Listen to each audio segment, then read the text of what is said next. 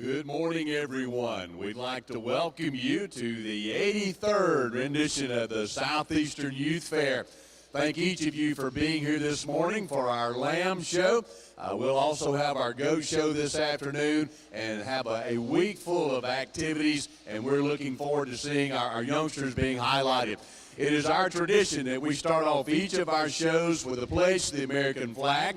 We will also have the FFA and the 4-H motto being shared by our students this morning, and then we will open up in a word of prayer. And so I'm going to ask if you would stand. Carson Oliver is going to lead us in our pledge to the American flag. Zach Blackburn is going to lead us in our 4-H motto. We have Jillian Willoughby for the FFA motto, and then Brianna Lopez is going to open us up in a word of prayer. Thank you, Carson, for starting us off this morning.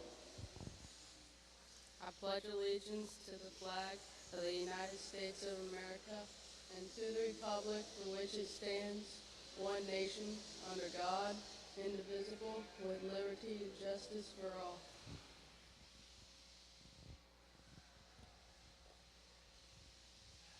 I pledge my head to clear thinking, my heart to greater loyalty, my hands to larger service, and my health to better living. For my club, my community, my country, and my worlds. Learning to do, doing to learn, earning to live, living to serve. Please bow with me in prayer. Dear Heavenly Father, we want to thank you for allowing us to be part of this great industry of agriculture. Help us to be mindful each day of the value agriculture brings to our nation by providing a safe and abundant food supply. May we always remember that we depend on you for the rain and sunshine. We thank you for the opportunity to compete and participate in the Southeastern Youth Fair. We are thankful for many volunteers that work to make this possible for each participant. We pray that good sportsmanship will prevail in each individual and that you protect from harm as we exhibit our projects this week. We love you, Lord, and we pray in your Son, Jesus' name. Amen. Let's show our appreciation to these exhibitors today. Thank you so much for leading us. We'll begin our Lamb Show here in just a moment.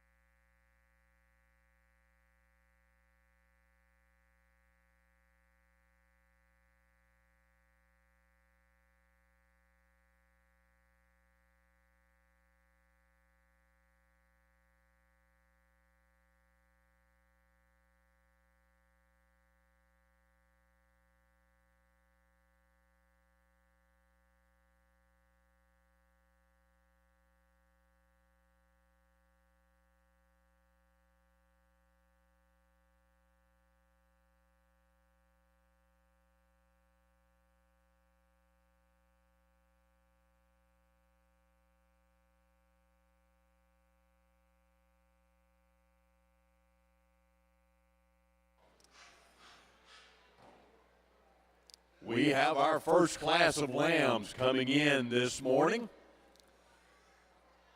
We have number 107. This is Graceland Wicker. Graceland with the Happy Homeschoolers 4-H Club. Erica Estrada. Erica showing with the Dunellen High FFA chapter. Our third entry is a Vanguard High FFA. It's being exhibited by Jancy Akias.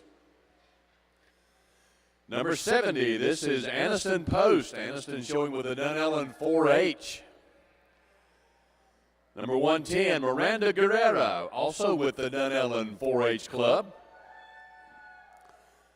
Entry number 1, this is Madison Shade. Madison with the Lucky Learners 4-H Club.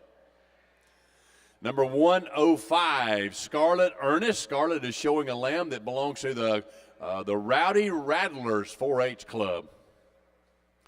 Number 28, Madison Jenkins. Madison showing a lamb belonging to the Lake Weir High FFA chapter.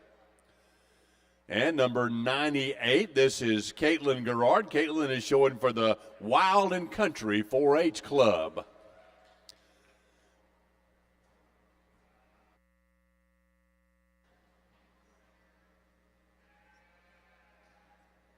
Our judge for today is Dr. Scott Shake. Shockey, I'll get the name right here. I apologize, Scott. Dr. Shockey is an associate professor at Kansas State University, has a bachelor's degree from Kansas State. He earned his master's from Clemson University and has a PhD from the University of Kentucky. He was raised on a cow-calf ranch row crop operation near Lawrence, Kansas. He graduated from Kansas State in '84. Had a master's degree at Clemson and, of course, his PhD in meat science from Kentucky.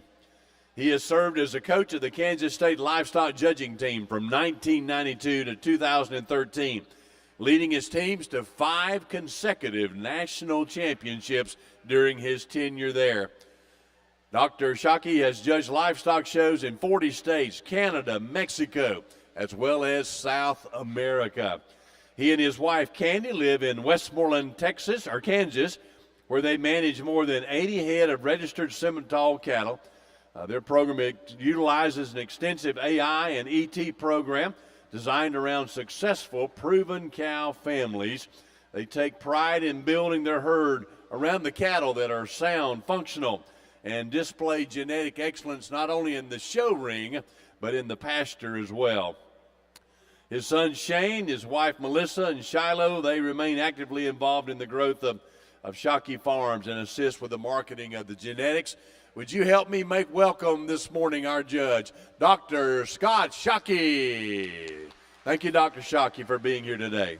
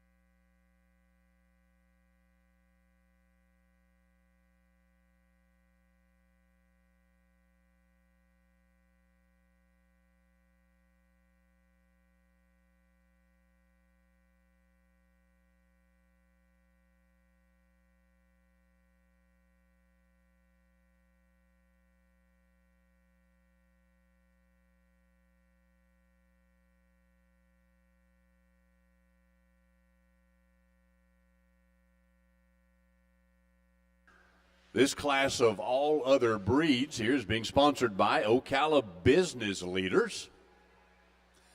We appreciate Ocala Business Leaders and their sponsorship of Class 1 this morning.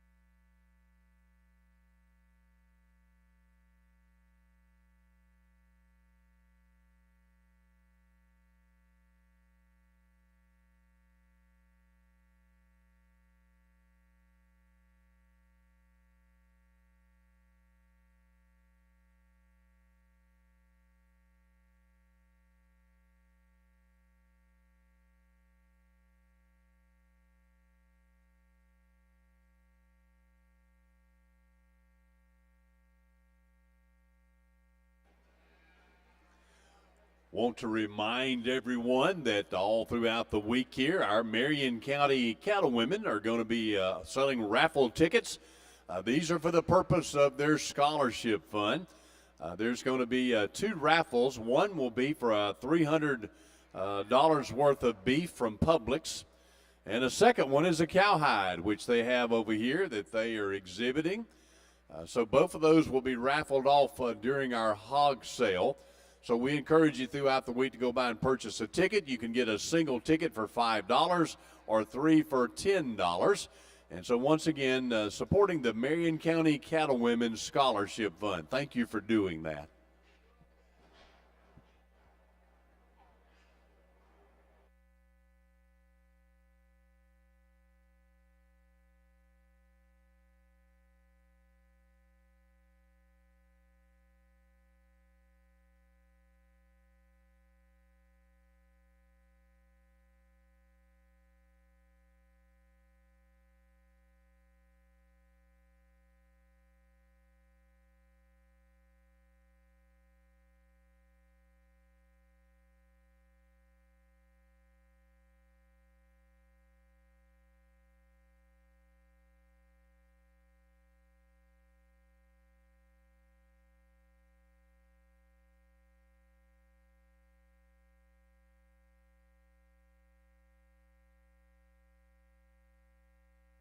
You can just keep that in your pocket. Okay.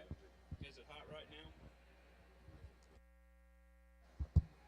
Well, good morning, and boy, it's nice to see I feel some warm weather. I was telling our help here, I left Kansas yesterday morning. We were supposed to leave at 5 o'clock in the morning. It was -4, and one of the engines on the plane wasn't working, so they decided maybe we shouldn't try to fly out quite yet, and we sat in the airport for 5 hours, and got a call this morning from my son who's doing all the chores. He says it's -8 this morning. So y'all don't know how lucky you are sitting here 60-some degrees at 6 o'clock in the morning. But what a pleasure, and it really makes no difference at what part of the world I get to travel to and work with young people, and regardless of what species we get to work with. It's always a joyful thing for me, because we had boys that grew up in this project in showing livestock and multiple species, and I just think there's so much value into what this kind of activity brings and what it does for our young people as they journey through life and figure out their careers. So we're going to start out here, the young lady here with our 4-H jacket. This will be our class winner. And, I think the thing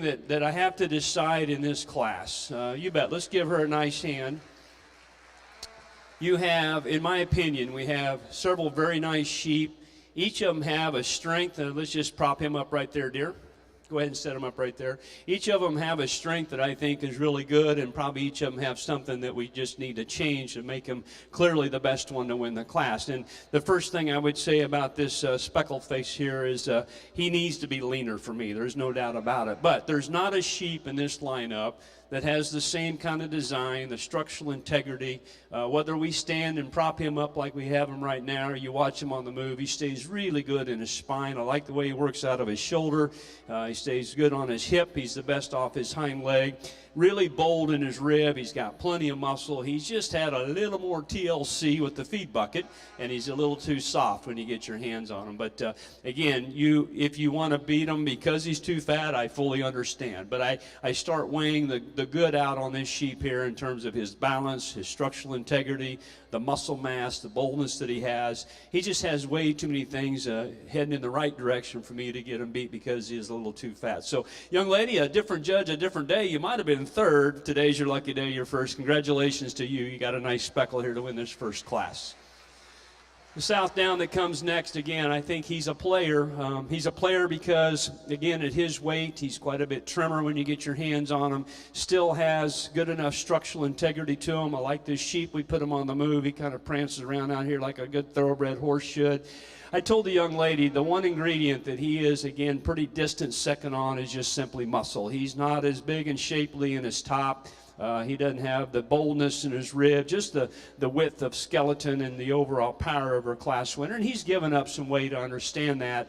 But even pound for pound, if we look at these two sheep in regards to the amount of muscle that this one doesn't have, it gets a little tough for me in a market show to go ahead and use him to win the class. But we could, in the same breath, say he could win the class because he does have, I think, some correctness to his skeleton, and he certainly has an advantage in trimness when you get your hands on him and compare him to the wether that wins this class. But another good sheep, good showman, young lady, done a nice job out here with him. Again, I think he makes a very nice second place lamb because he beats a good one here in third. And really what sorts this pair for me is you bet, give her a good hand. And we put these three sheep on the walk out here, and this is where this one gets into a little bit of trouble for me. He's just a little awkward in the way he sits on his hind leg, has a tendency to kind of roll out his hock, doesn't stay as good in his spine and his hip. And so I know for some of you, you would say, well, it's a market show, and it really shouldn't make much difference. And for me, I like livestock, whether it be sheep, cattle, hogs that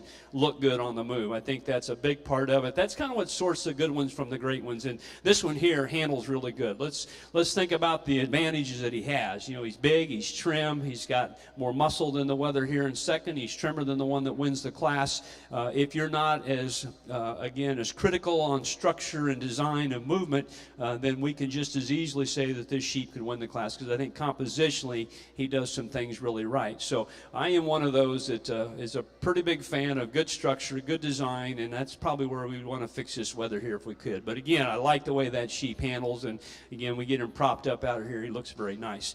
Young lady that ends up here in fourth, and I try to go through and visit with all these young people, so when they get back to the pen here, they kind of knew what was going on, because a lot of times I know when my kids were young, they didn't pay attention to the judge when he's talking on the mic.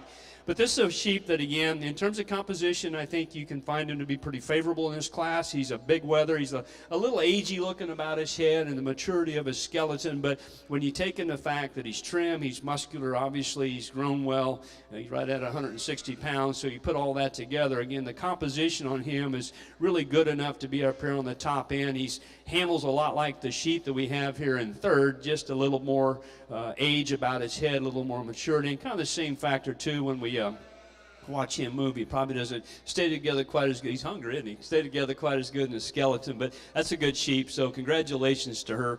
I told the young lady here that ends up in fifth that pound for pound, this little ewe lamb probably has as much muscle shape as anything we work with in the class. She's really big in her top, got a big old stout leg in her, lots of shape when you get a hold of it.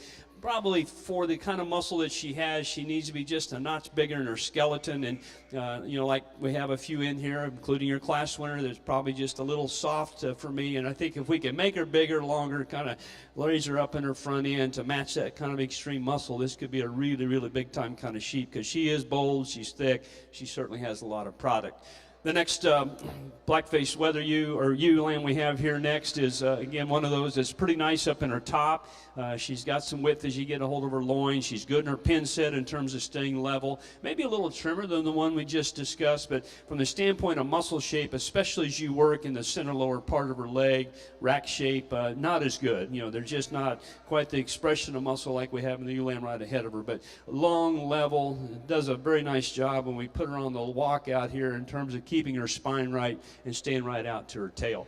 Next, Dorset appearing wether. Again, I told this young lady, here's one that from the standpoint of length of body and frame, I like that about him. He's reasonably trim for the weight that he comes here at the show. A little finer bone, just a little frail in the way that he's designed, and probably the big key ingredient we need to do is just give him more muscle shape. He's a little flatter in his leg, just a little more teepeed up in his top, and just simply needs more product. This young lady's a good showman too, and did a nice job. She's got a wether that's really long-bodied, and he's trim, kind of like the Dorset we just discussed ahead of her. He's one of those that's just a little more marginal in terms of muscle shape as you work down his top. Might want to change him just a nickel off his hind leg too. He has a tendency to roll out just a bit more, but I love his length, his trimness of breast, his cleanliness when you get your hands on him. Again, there's some class advantages that he has, and she's done a very nice job showing. And finally, this young lady, I said, really what we have is just one that's just not quite there yet. You know, he's certainly smooth enough. He's got adequate frame. He just haven't come quite along quite as quickly as those up here on the top end. So give them all a nice hand. They've left us, but boy, that's a good way to get us started here in our first class of the day. Congratulations to all of our Class 1 exhibitors. Winning the class, Madison Shade of the Lucky Learners 4-H Club. Standing second today, Erica Estrada of the Dunnellon High FFA. In third place, a lamb from Lake Weir High shown by Madison Jenkins. In fourth place, Wild and Country 4-H being shown by Caitlin Gerard. In fifth place today, Miranda Guerrera of the Dunnellon 4-H Club. In sixth place, Jancy Acuis of the Vanguard High FFA. In seventh place, the Rowdy Rattlers 4-H Club, shown by Scarlett Ernest. In eighth place, this is Aniston Post of the Dunnellon 4-H Club. So congratulations. Oh, in ninth place, Gracelyn Wicker of the Happy Homeschoolers 4-H. So congratulations to all of our Class 1 exhibitors, sponsored once again by the Ocala Business Leaders.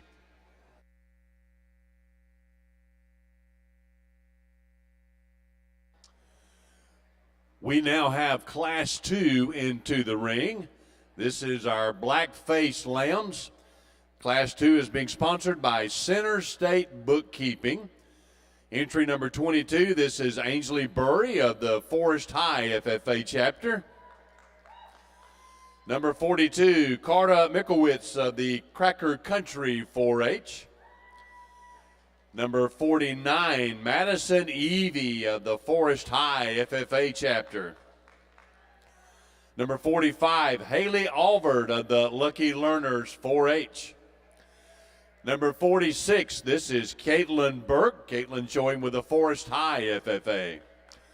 Number 10, Isaac Dillard Steele of the Grandview 4-H Club. Number 27, Rosie Bozeman of the Stars and Stripes 4-H Club. Number 76, Riley Hall. Riley showing with the Lucky Learners 4-H. And number 43, this is a chapter animal, Fort King Middle School, being shown by Michaela Yates. And number 82, Sadie Graham. Sadie showing with the Lucky Learners 4-H Club. This is our Class 2 entry. These are the black-faced sheep.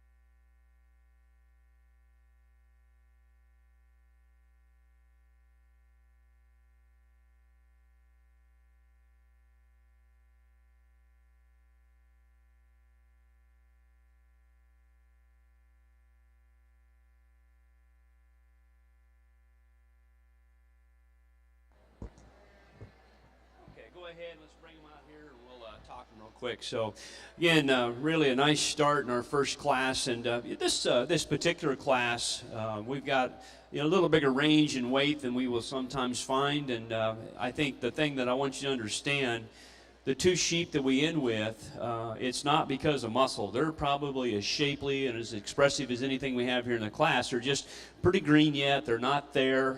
It's just one of those deals. I told the young people they're not as far along as some of these bigger, heavier sheep in the class, but there's some things about them that really other sheep here that are placed ahead of them just simply don't have, but they're just not quite ready. Let's focus up here on the top end, and again, we can kind of put several different things together up here on top.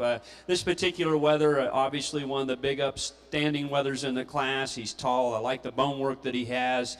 He stays, again, really nice in his spine. When we put him on the walk, he's good out to his tail. Really from his last strip back, that's a pretty nice sheep. He's got some width to his loin. I love the squareness and the way he comes to his pins. His old leg ties in really deep down low. So from that standpoint, I think he's quite good. He's trimmed, too. He's not one that's got a little extra cover on him. I think in terms of the way that he handles condition-wise, he's kind of where he needs to be. What we need to do on this one here is we need to change his rib shape a little bit. He's a little flatter rib. As a result, he's not quite as big and square in his rack as you'd like. So if we could just kind of open him up a little bit more in his top and shape him up a little bit differently. And quite honestly, he probably needs just a notch more length in his top to match the width or the height that he has. I think that would change his balance a little bit. But very good sheep. I don't want to sound critical because I think he's a very nice sheep. He certainly has the bone, the levelness, the cutability, and I think a very nice place to get us started here up on the top end. I think he puts together the strengths we find here in the next two ewes that we have here in second and third. And lady's got, again, in terms of just kind, a little taller fronted, a little cleaner chested. I think she fits our class winner a little bit nicer.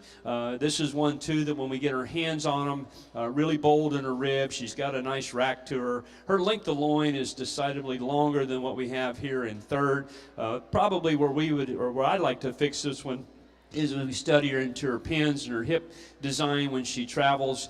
She stays just a little low set in her pins and kind of gets her hind leg up underneath her a bit more. Not as heavy bone. She's a little frailer in the way she's made at the ground, but her smoothness, the way that she's cracked open up in her top end is really quite good. So I think kind-wise, because the extra frame being a little taller shouldered, she kind of fits that weather a little bit better than the ewe lamb we have in third. There's things about the ewe lamb I really like, and that's certainly from behind. She's got a real expressive leg. It ties down deep in her twist. She's very shapely. I like the bone work that she has. She's a lot heavier duty in terms of ruggedness of bone than what we have in the ewe here in second. Probably for me, again, just a little bit more marginal in her loin. She's a little shorter. She's not quite as square in her loin. I'd like to lift her up a little bit in her front, just kind of have this sheep run uphill a little bit more if we could and change her design a little bit. Maybe not quite as good heighted as the first two, and so when you get your hands on her, you're maybe not quite as impressed as you are with the first two sheep we have in the class. But there are some things about her that we really need to appreciate. Her bone work, her squareness to her pins, her hip shape, and also you get up on behind her shoulder there, she's got a very nice rack shape as well. It's kind of that loin and being just a little smaller in her kind. This young lady's done a pretty good job. This big old wether, again, his length of body's good. He's got some framework to him. He kind of fits the mold in terms of skeletal size of these first three up here on the top end. Not as good in his rack shape. Again, just his muscle shape in general is not quite as impressive as the three that we have ahead of him. But I told the young lady she's done a good job with this big old rascal. He's still, at this weight, trim enough and certainly has enough cutability.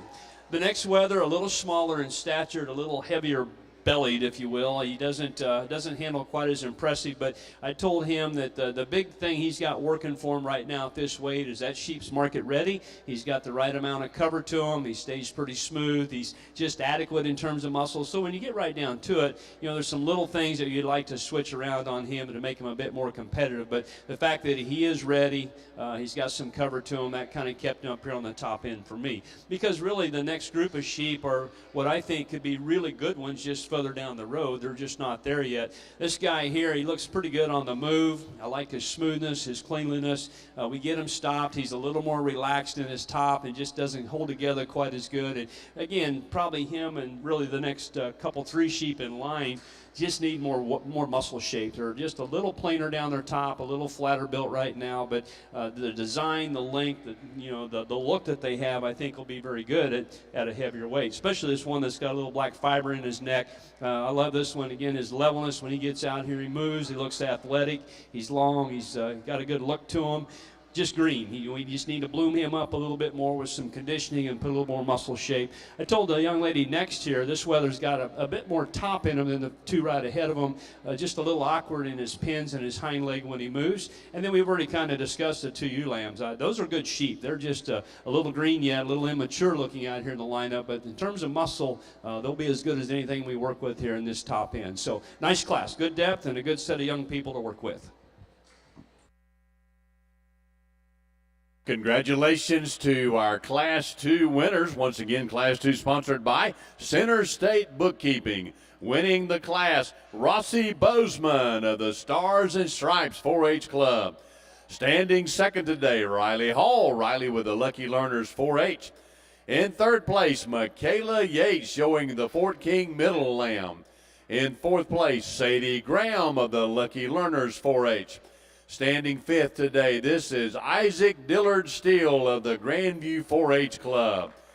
In sixth place, Madison Evie. Madison showing with the Forest High FFA. In seventh place, Haley Alvord. Haley showing with the Lucky Learners 4-H. Standing eighth today, Caitlin Burke of the Forest High FFA. In ninth place, this is Carter Mahavik of the Cracker Country 4-H. And in 10th place, Ainsley Burry of the Forest High FFA chapter.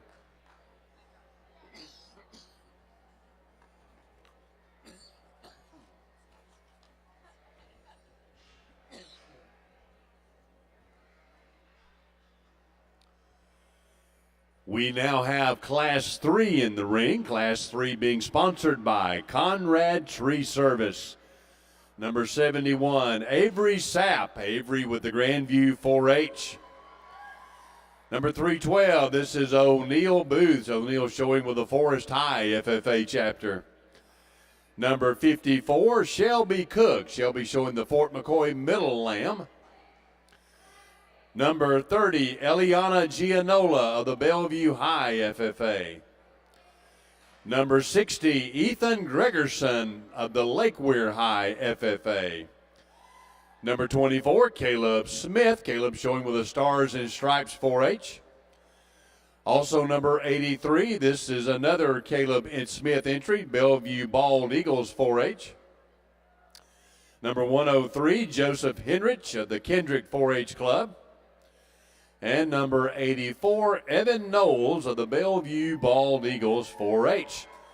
This is our third class of our Blackface Sheep. Once again, appreciate Conrad Tree Service for sponsoring Class 3.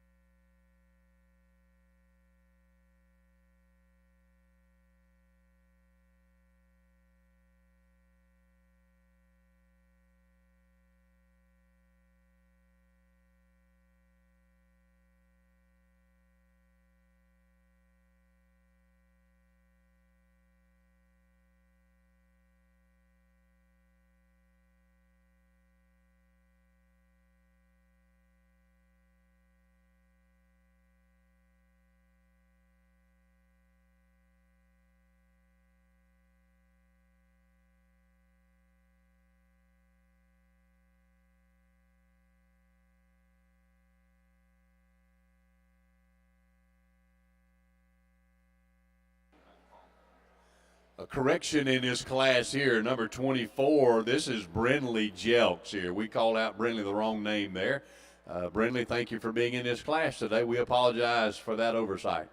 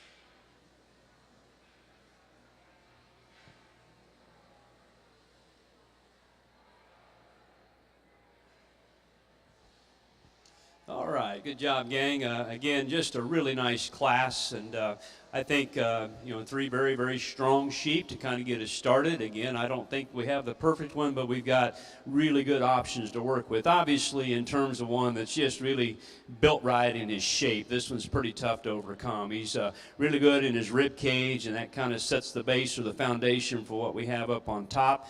This sheep's really nice in his rack. He's got that good, big, strong hip shape to him, and certainly the presentation of this lamb, not only by our showman, but the way that he's presented out here with his hide quality.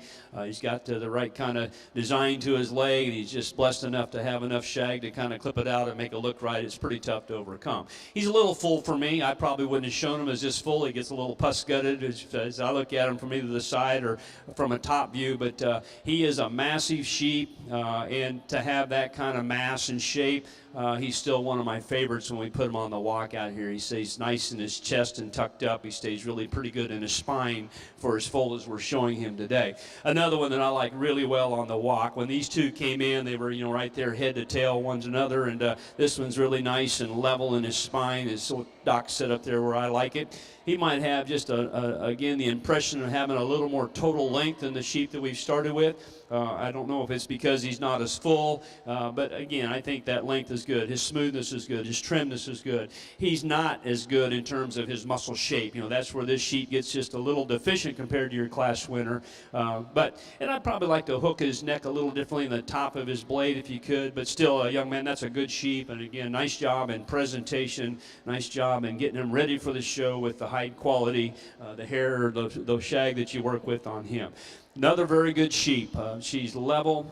She's got a very nice top to her. Again, we show her as a market animal, and I think this is the kind we take home and breed and make a good brood ewe down the road because of her levelness, her design. She's got a good set of feet and legs underneath her. Obviously, she's not blessed with the shag that the two Weathers have, but you study her skeleton, her mobility, and then when you get your hands on her in terms of her width, her natural width, and her muscle, she's quite good. She's not quite as firm to the touch. She's, again, a ewe lamb is starting to get a little more of that conditioning on her, that softness to her touch as compared to the two Weathers, but very nice sheep. I think she rounds out a really strong trio up here on the top end. I told the young man with our Weather that ends up here in fourth, again, in terms of his composition, his trimness, he's adequate in muscle of the remaining sheep that you have. He's better in his rack. He's certainly got some expression to his leg. He's a little awkward. We put him on the move, and the way that he handles his pins and his hind leg, he doesn't look quite as appealing on the go as the three that we end up here ahead of him, but I think we need to appreciate his composition, his trimness, the muscle that he has, and just a little bigger skeleton sheep than a couple others we have here down behind him.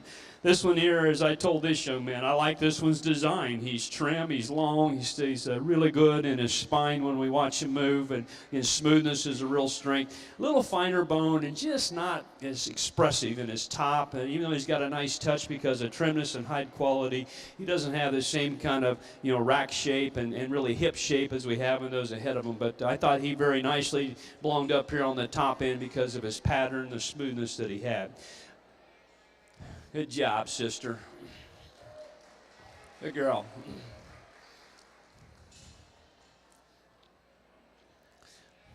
The young lady that's going to come here next, again, I told her I like the job that she did out here in the ring. She's a hard worker, and she has to work a little harder to show this sheep because he's a little piecey. You can see that as he moves. He's a little up and down in his top and not as good in the way that he handles his underpinning in terms of feet and legs, but kind of a nice-bodied sheep. His length is good. I told her they've done a good job on feeding him because he's pretty trim. He just needs more muscle shape when you study him down his top, and certainly we work back into his dock and his tail set.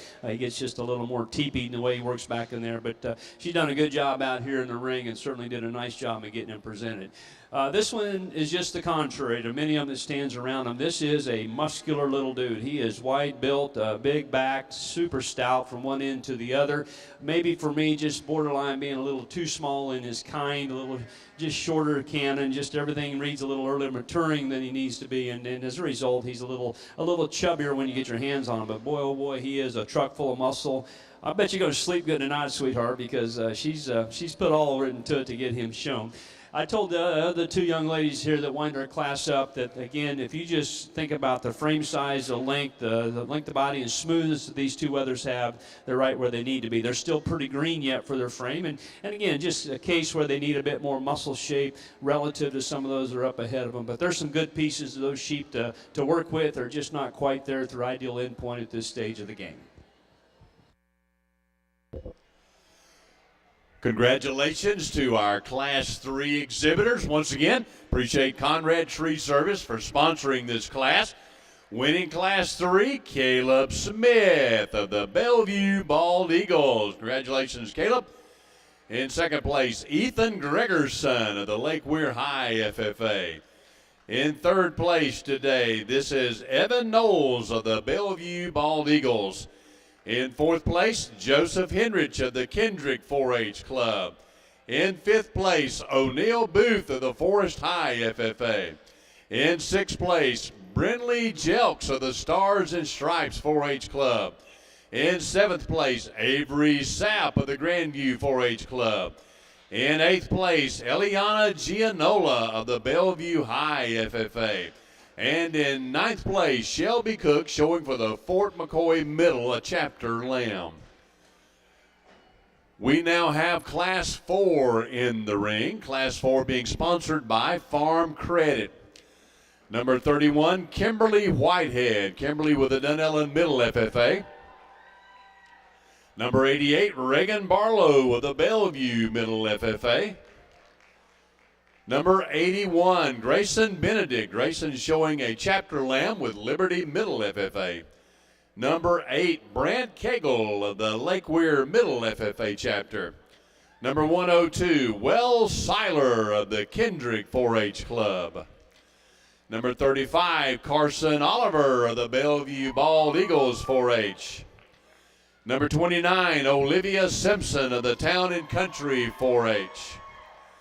Number 65, Aubrey Clemens of the Bellevue High Junior FFA.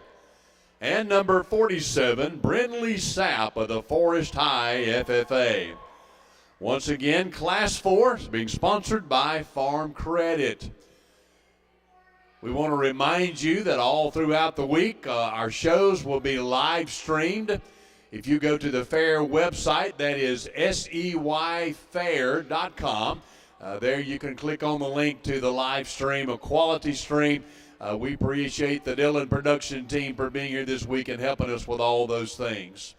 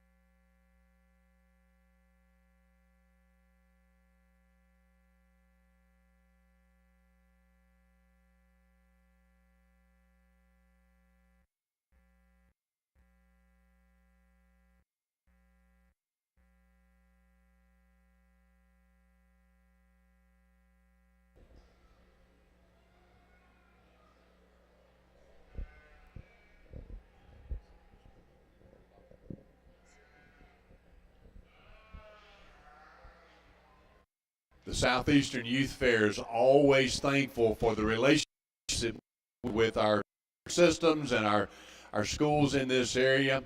We're very pleased to have with us today the president of Trinity Catholic Schools, Mr. Lou Pereira. Mr. Pereira, thank you, sir, for being here. We really appreciate you.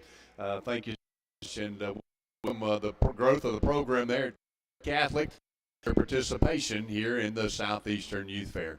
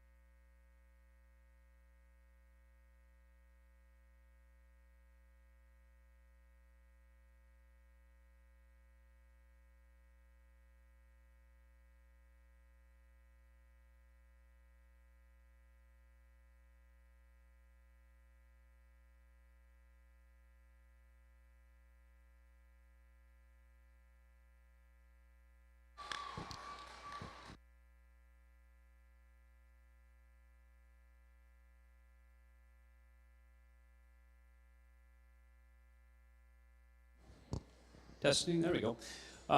Again, a challenging class. It's not easy, and I think once again, you can come in here and kind of sort on whatever direction you want.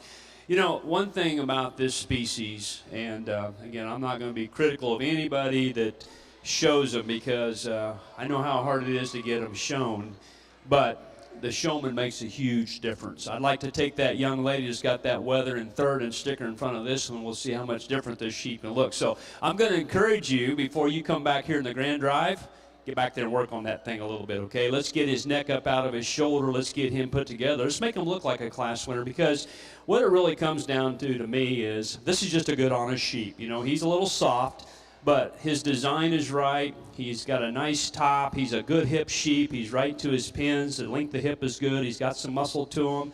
His rib cage is better than the blue wether we have here in second. I like him on the walk out here. You know, he's not had near the TLC. He's probably never seen a treadmill in his life. I can just see all of this, and I think if we just put a little more effort into this sheep here, this one is really good, okay? He's just one of those that's a little hard to show. So let's get that neck up out of his shoulder here. Let's make him look like a winner, because I think there's a lot of good in him. He's just been a little harder to get presented, and again, maybe just the hide quality, all those little things that are here in the show ring that make a difference is one that you're just not drawn to right off the bat. But in my opinion, that is the best sheep. The blue sheep is one that we get our hands on him and study him down his top. You know, he's trim. He's got a nice loin edge. He's adequate in his rack. He does a pretty good job up high. You know, to his pins, his upper hip, he's square and full the way he needs to be. I like his trimness. Again, he's pretty athletic when we put him on the move. For me, he's just a little too shallow. He needs more rib cage, and not only in terms of his shape of rib and spring, but we'd like to give him just a bit more real heart and back into his flank if we could. I think that could really change the balance of him. But, you know, again, it crosses my mind, do we start with him because of trimness? We could do that, but I think he's sure distant enough on really the other traits that I think he ends up second from the standpoint. There's just not as much real good sheep underneath him as what we have in the first one. Again, a very nice showman, good showman here in front of this wether that's third, and that's just a nice sheep. You know, he's not one that's overwhelming in any kind of carcass trait. He's very average on muscle. He handles fine in terms of fat, but I think the big thing is, again, and when our boys were this big showing, it always frustrated me because the judges say, well, this kid's not a very good showman, and when they get older like this, I get it, you know, and she does a good job. She gets the most out of this sheep, and he's designed nice. I think that's what helps him. He looks good on the move. His spine's good. He's good in his hip. You know, so from a design standpoint and structure, I think he's sure very good.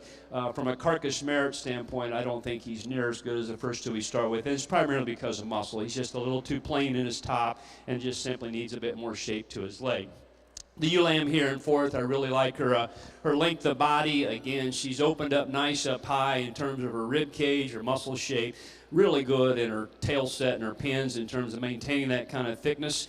She's just getting, again, kind of at that stage that a lot of ewes will get to. They get a little soft and you get your hands on them. She's getting a little more mature about her head and her chest and her neck. It's just not that really fresh, athletic look to her that she needs. But I love her length. Again, if you want to maybe switch third and fourth because of muscle, I could sure fully understand, but she's just a little too soft and get her hands on. So good job, Freckles. You did good out here. She's a good little showman as well. We get into, again, I think some real decisions from there. I had a hard time, even with these next four, to really kind of make sense of how you want to line them up. Because like I told this young lady here, from a design standpoint, this one's really nice. She's level, and she kind of stays right in her spine when she walks. She's got good bone work to her. She needs more muscle, I think, especially as we work back into her hip region and her leg. But that's a nice sheep. I really liked her when she walked in the ring because of her soundness and the way she kind of keeps collected everywhere up high down low out here on the move. This young man here, I said in terms of muscle, it's pretty tough to not like this one. You can see him when he's in motion here, when he gets him propped and set up here. He does a nice job getting this guy kind of running uphill. He's big-backed and bold-ribbed, and so muscle's not an issue with him. He's a little soft for me when we get your hands on him, and then just, again, that hind leg's just awkward. You know, he's got a little more set to his hock. He kind of gets up underneath his body, and then the result is he wants to roll up a little bit more in his spine and maybe doesn't stay quite as good in his pin set. But good power sheep. Muscle, boldness is certainly a real strength of him. this ewe lamb, again, visiting with this young showman, I said in terms of her length and her levelness, she's as good as anything we work with here in the class. She's very smooth. She kind of has that tandem of maybe a little too much fat, not quite enough muscle, and then being kind of fine boned. It just kind of all adds up. You want to say, well, that sheep's just not quite stout enough. And so that would be the way that I would kind of describe her. But again, we're not going to argue in terms of her levelness, her design, the way that she's kind of constructed in her spine, I think is really quite nice. We just like to change the composition just a bit. Young fella here, we had the discussion on this one. He's just a little heavy-bellied, and he said, yeah, I see that. But he's good in his top. He's got some natural width to his top. He's big-boned. He's, again, in terms of cover, he's kind of right there being good enough. He's not super lean, but he's not too fat.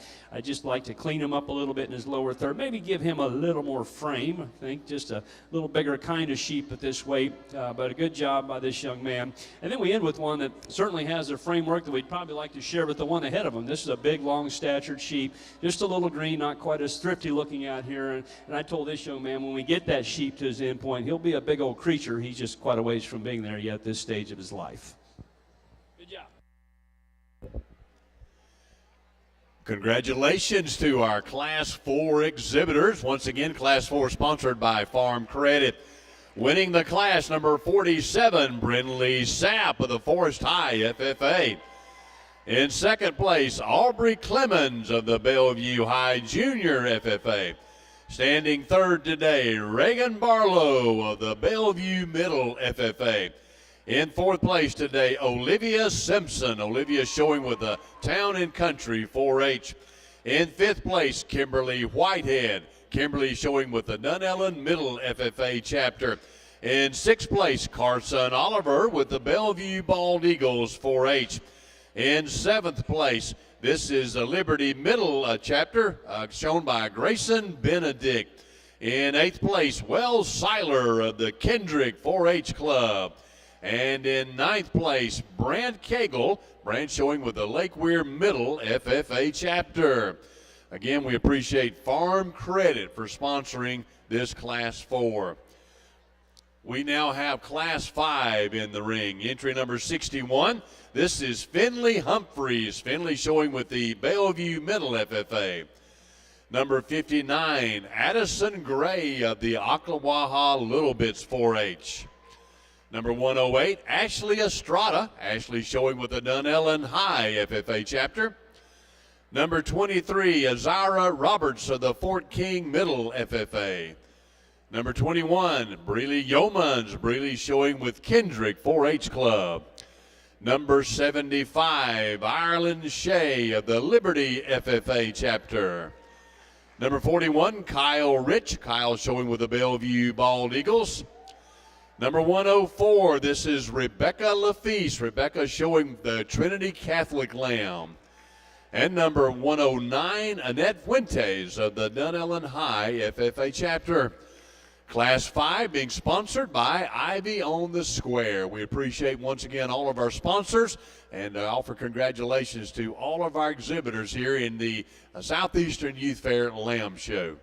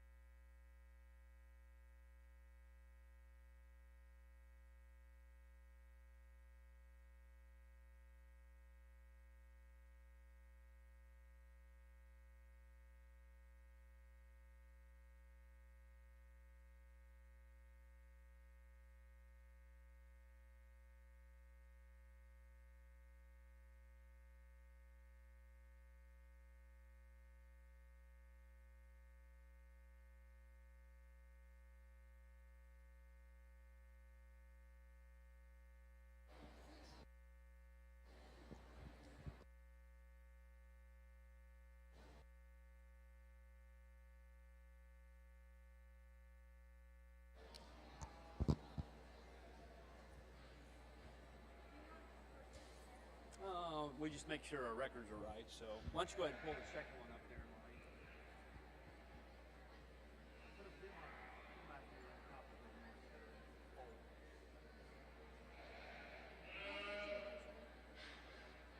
Runaways.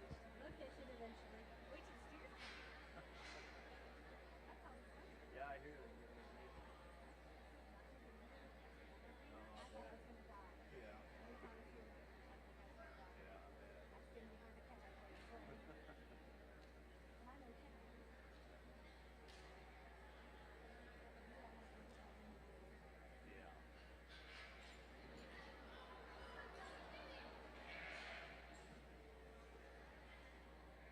Push them up to the fence a little tighter. Give them a little less area. Push the sheep up. There you go. Push them up. There you go. Give them less room to work. All right, y'all help her out. There you go.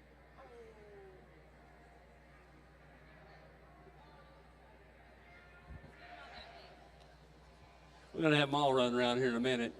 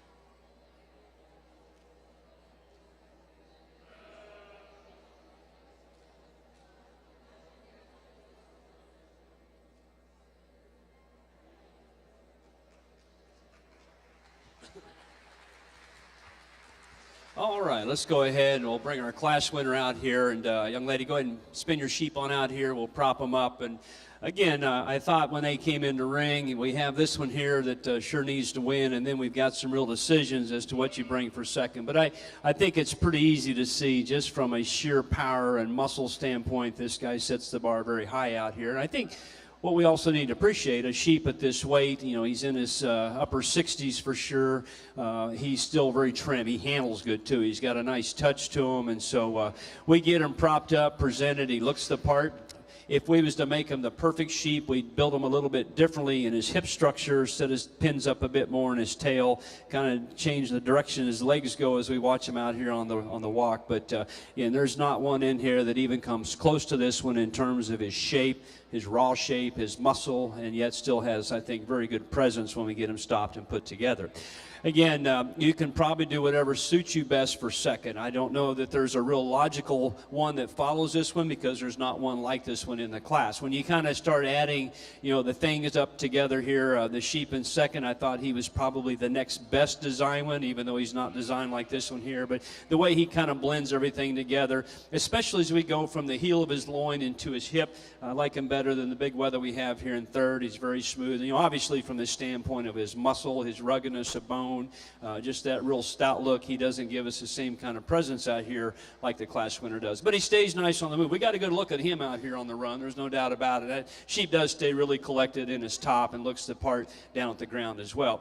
Big weather here in third. Again, he's got, for his frame and his weight, he's got some real good handling qualities to him in terms of trimness. Got a decent old rack. The problem is we keep working back on this sheep. We get into his pins, his upper hip. He tapers a little bit more. And just a little awkward when we put him on the walk out here in the way that he wants to handle that last third of his skeleton in terms of his hip design and his hind leg. But big statured sheep, again, for his weight.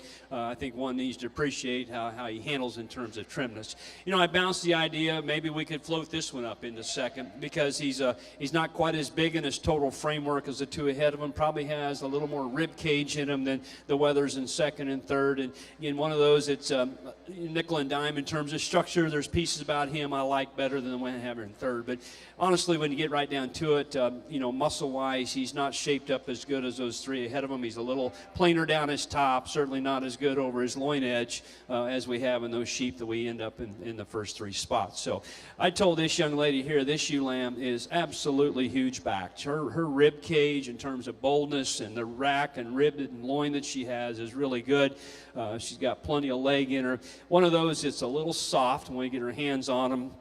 Obviously just opens up a little bit more down in the lower part of her shoulder. And one of those things that you can't do it, but she really just needs more bone work, more ruggedness to kind of match the kind of top shape and upper skeleton that she has. Another one that I like his design. He's good on his feet and legs. He's a little washed out in his top. His loin shape isn't quite as good. And just in general, doesn't handle quite as fresh and to the touch as some we have up here ahead of him. But long-statured sheep, good on the move in terms of feet and legs. And I told the young lady next here, too, I would say the exact same thing about him. I think he's a good sheep when we get him moving. I like his ruggedness of bone, just a little rounder up in his shoulder. And quite honestly, we get our hands on him, he just doesn't have the same touch to him at this weight in this particular class like many ahead of him. But he's a nice sheep on the move. This next ewe lamb, the elusive sheep, we finally got her caught up. As I was telling her, her levelness is nice. She moves good out here. A little finer bone. She just needs a bit more distribution of parts differently. We take a little of her lower shoulder and put it back in her lower hip, and that would change the balance of her, but really nice in her top line and level. And again, one of those good sheep on the move in terms of skeleton. The blue sheep, as I explained to this young lady, he's got some pieces that are really out there. He's got a big old grooved up rack in him, nice shapely leg, and tremendous length of body. Obviously, he's trim. He's just a little awkward on both ends in terms of his feet and which direction they're going. And I think the big thing, and you all can see, at his frame size, obviously, he just needs more middle third, more rib cage in him. But he's got some pieces in this class that really it's pretty tough to match, with the exception of the sheep that wins it. So congratulations to all. We had a little more time spent trying to catch sheep, but it ended up being a very good class. Congratulations to our Class 5 exhibitor, sponsored by Ivy on the Square. Winning the class today, Ashley Estrada. Ashley showing with the Dunellen High FFA chapter. Second place, Breeley Yeomans of the Kendrick 4-H Club. In third, Kyle Rich, Bellevue Bald Eagles 4-H. In fourth place today, Annette Fuentes of the Dunellen High FFA. In fifth place, Rebecca Lafise of the Trinity Catholic FFA chapter. In sixth place today, Addison Gray. Addison showing with the Ocklawaha Little Bits. In seventh place, Azariah Roberts of the Fort King Middle FFA chapter. In eighth place, Finley Humphreys of the Bellevue Middle FFA chapter. And in ninth place, Ireland Shea of the Liberty Middle FFA chapter. So congratulations once again to these exhibitors. We now have Class 6 in the ring. Number 32, Nicholas Domingo. Nicholas showing with the Bellevue Bald Eagles. Number 72, Jacob Sapp. Jacob showing with the Liberty Middle FFA. Number 62, Lydia Humphreys of the Bellevue Middle FFA. Number 14, Nellie Walker showing the Bellevue Middle Chapter Lamb. Number 86, Harvey Knowles III showing with the Bellevue Bald Eagles. Number 89, this is Ocklawaha Little Bits. This is a chapter lamb. Number 85, Adeline Knowles of the Bellevue Bald Eagles. And number 19, Jolie Miller. Jolie showing with the Lucky Learners 4-H. Class 6 being sponsored by the Magnolia Business District.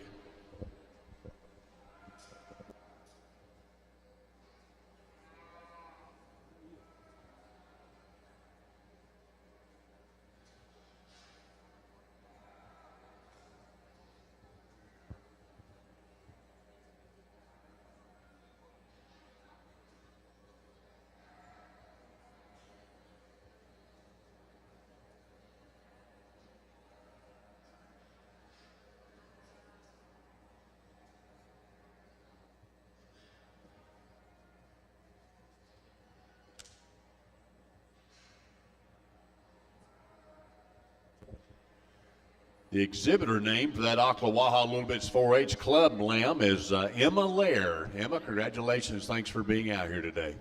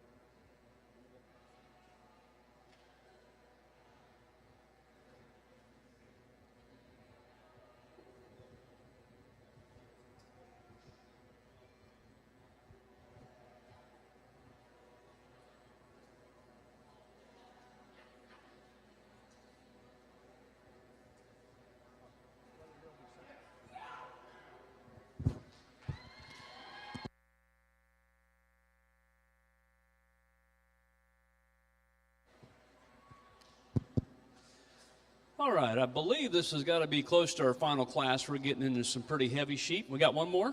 Oh, growing big down here. That's good. This is, again, a pair where I think you can go either way, and I don't know that, you can say that one's clearly better than the other in any specific area other than this one's just got more sheer power from one end to the other. His rib cage is built better, and because his rack sets up there a lot bigger and square, and you go all the way back, and especially in his hip, this sheep's just got more twist and more lower leg to him. Again, both of them are pretty good at the surface in terms of feet and legs. This one has a tendency to roll up in his spine a little bit more than the sheep that ends up here in second. But I would also say you put him on the walk, you get him stopped. This sheep fits his shoulder and his neck in together a lot better than the sheep we have here in second. So again, here's the trade-off. We got one that I think we get him stopped and propped up. You can't beat him because he's so bold and so powerful and square-built. If you want to get critical on him being a little too soft and maybe a little too rigid in his spine when he walks, I can see that. Okay, there's no doubt about it. So the trade-off is we use the weather here in second because he is trimmer. There's no doubt we can do that, especially as you get over his forerib. He's a lot freer of fat than the one we end up winning the class with. He has a tendency of, again, his problems in terms of skeleton up high is the way he fits his neck into his shoulder. He's a little ewe-necked, and whether we stop him or whether we put him on the walk, he just doesn't look as athletic out of his front end, even though he's good on his feet and legs. He's adequate in his rack and his loin, just adequate's what I would say, but boys, we work back into his pins and down low. That's where that sheep, especially at this weight, he just needs a bigger set of britches to be, for me, a real comfortable market lamb to win the class. So, again, it's kind of back and forth in my brain. I can use this one here because of his trimness advantage over the class winner, but you start putting all the totals together, I don't know that there's just quite as much mass and just real muscle in this sheep like we have in the one that's going to win the class. Nice blue sheep. Again, one of those that in terms of composition, his trimness and his muscling, it's fairly logical. I think we keep him up here in the top trio. A little awkward in his legs, not only up in his front knee and front pasterns, but he has a tendency to kind of rolling his hocks around a bit more. And just quite honestly, we get him stopped. He's got just enough more sternum and chest, doesn't level out quite as nice. So we get to that big issue of just design and balance. I didn't think he put her together quite as good as them first two, but I think he's got a lot of quality when we get our hands on him. The next sheep I thought followed him better than what we come with here next in terms of his bone, his length of body, just not as much total sheep as the blue sheep when you get your hands on him, but the same kind of skeleton, the same kind of length that we have in the blue sheep. You know, honestly, young lady, again, this is one of those that he doesn't come to the show with a lot of bells and whistles. He's a little soft in his pasterns, a little fine bone, but I thought of the heavier sheep in this class, this might be one of the better handling ones that has some trimness. He's adequate muscle, and you can see it in his top. You know, he's not overwhelming in shape, but he's got a nice rack. He's got a good loin edge to him, and he couples that with a nice fresh finish, and I think there's some composition things that you need to appreciate. But he is pretty fine bone. He's kind of soft on his hind pasterns. Just doesn't give you that real, show sheep look when we get him out here and get him propped up. There's some good things about this one, too, and it's really all underneath. His extra foot and bone that he has, his length is good.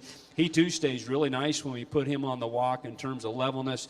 And kind of one of those like the sheep ahead of him, you get right down to it. In this weight range, he's just not as powerful in his build and his muscle shape. Same with the blue-hided sheep here, just one of those that's really smooth and long, and I like his, again, leanness that he has, lean look that he has, just needs to be a bit more powerful. There might be a little bit more bone and just rib cage, in that sheep that completes the class, but one of those tandems, when you get your hands on them, it's not an issue of being too fat, but we just like to freshen up his top and give him a better shape out of his rack and down his spine if we could, and to get him moved up. But that's a good class. Really, we get past those first two weathers, and I thought a person can do a lot of different things because that was a good quality class with a lot of good sheep with some performance to them.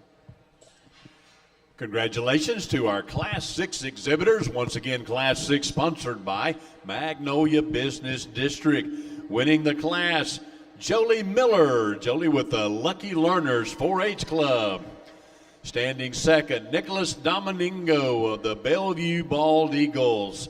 In third place, this is Emma Lear of the Ocklawaha Little Bits. In fourth place, Lydia Humphreys of the Bellevue Middle FFA. Standing fifth today, this is Nell Walker of the Bellevue Middle FFA. In sixth place, Jacob Sapp. Jacob showing with the Liberty Middle FFA. In seventh place today, Adeline Knowles. Adeline with the Bellevue Bald Eagles. And in eighth place, Harvey Knowles of the Bellevue Bald Eagles. So congratulations to our Class 6 exhibitors. We now have Class 7 in the ring. Class 7 being sponsored by the Ocala Equine Hospital. Number 20, Tyler Rich. Tyler showing with the Fort King Middle FFA. Number 26, Brianna Lopez of the Stars and Stripes 4-H. Number 113, Piper Brooks. Piper showing for Forest High FFA. Number 74, Andy Sapp. Andy with the Grandview 4-H. Number 34, Liliana Guerrera of the Dunellen Middle FFA. Number 44, Kaylee Draper. Kaylee showing with the Bellevue Bald Eagles. Number 63, Emma Blair. Emma showing with the Bellevue Middle FFA. Number 64, Lacey Clemens. Lacey showing with the Bellevue High FFA. And number 112, Riley Brooks. Riley showing with the Forest High FFA chapter. This is our last class of our blackface animals. Again, Class 7 being sponsored by Ocala Equine Hospital.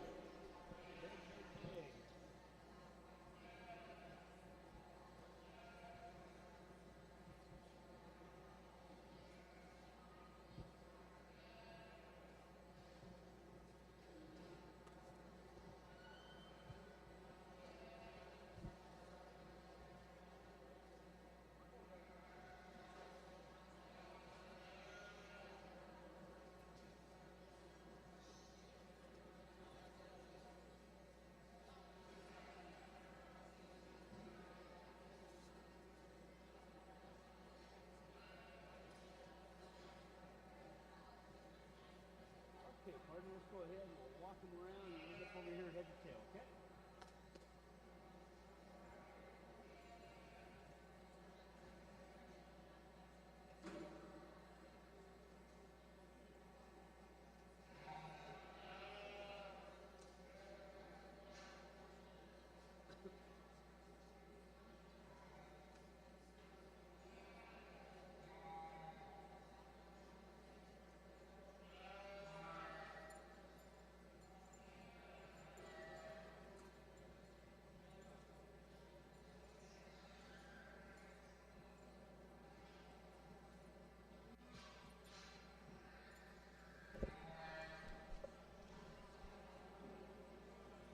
The classes that you have been looking at thus far this morning are our market classes.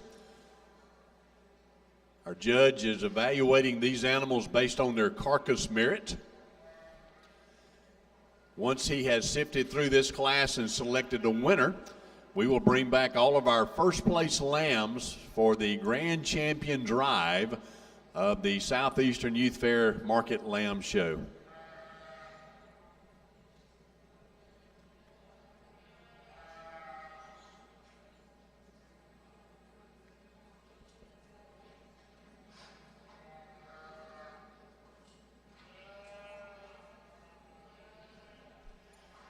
We certainly do appreciate Dr. Schock and the way that he has evaluated these animals this morning. Done a great job encouraging these kids. Would you give Dr. Schock, our judge today, would you just give him a round of applause, tell him thank you for the great job that he's done today. We appreciate you, sir.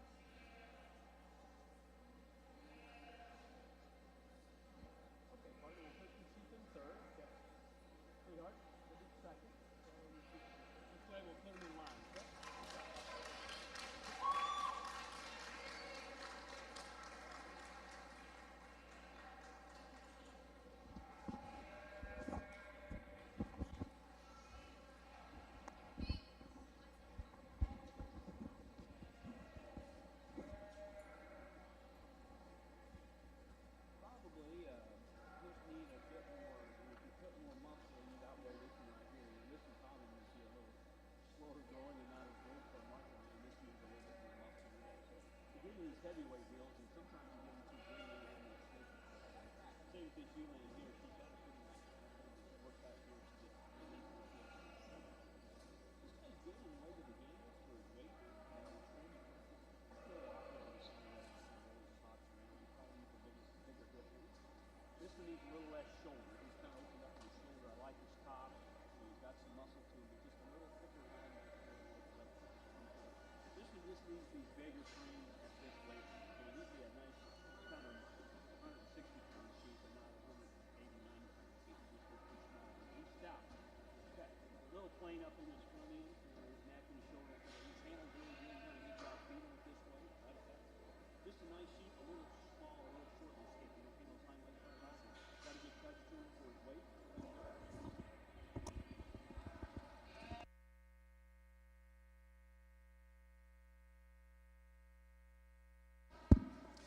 Well, again, well, we'll probably mention this here in a few minutes, but I've been impressed. You know, we every class, we have good sheep to work with, and, you know, sometimes we work with different kinds to represent your class winners, but every one of them we're going to bring back out here, and I think we'll say at the end of the day that the sheep we have been able to use are sheep that have some muscle, some product to them.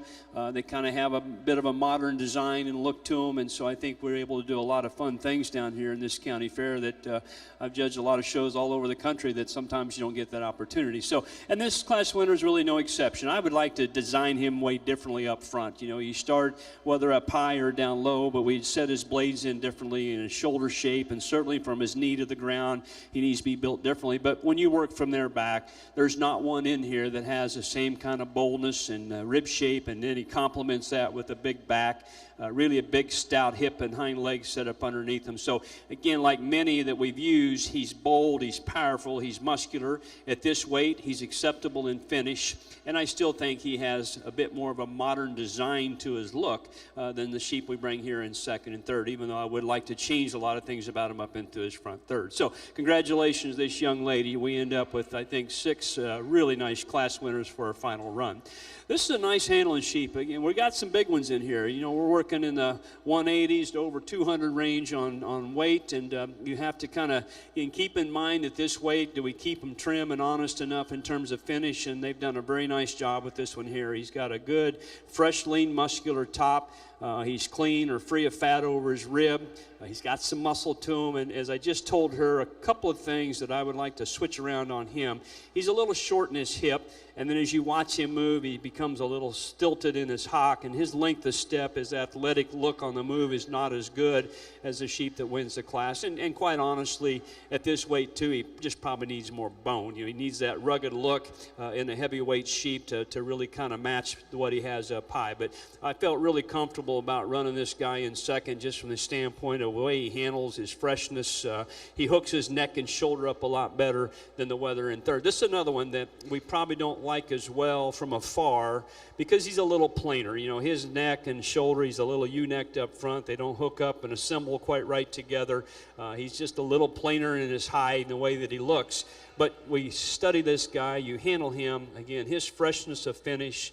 He's got a nice fresh shape of muscle laying down his top. He's adequate in his hips. And so especially on the composition or the conditioning side, I thought he had some real class advantages that several sheep that have a little more power behind him didn't have. So, and we'd just like to design him differently out of his front and give him a little bit more of the wow factor, the show sheep look out here to make him more competitive to run second.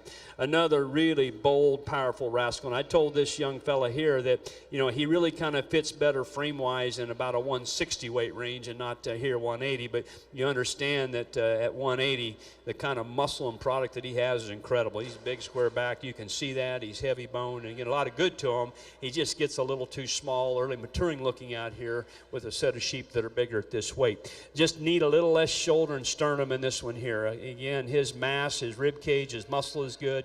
You kind of take that coarseness of neck and shoulder with a little thicker hide or pelt on him. He doesn't have quite the touch to him of several sheep ahead of him, but a good productive sheep. He's again one of those that looks like he gains easily, puts on some conditioning pretty easily.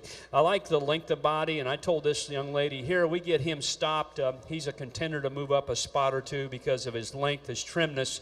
We put him on the walk, and he's just a little awkward. He tapers a little to his pins, and then the way he's kind of built off his hind leg, I told her he's kind of got him every which direction as he travels out here. But there's some good in him. If we want to move him up because of trimness at this weight, I sure wouldn't disagree with you.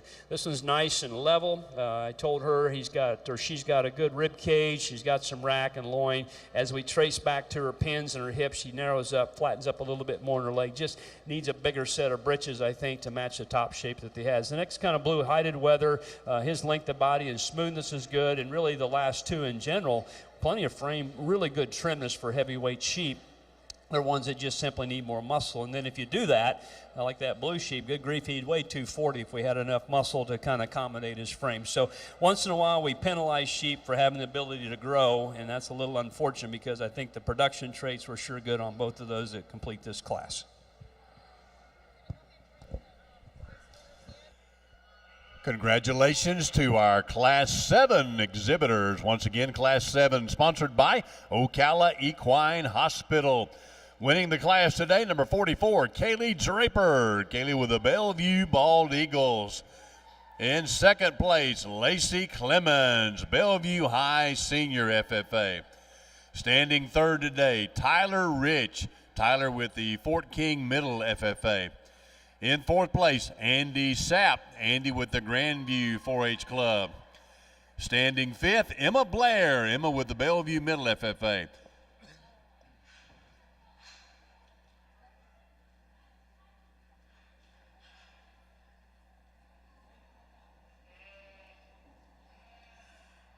In sixth place today, let me get my pages right. Brianna Lopez of the Stars and Stripes 4-H Club.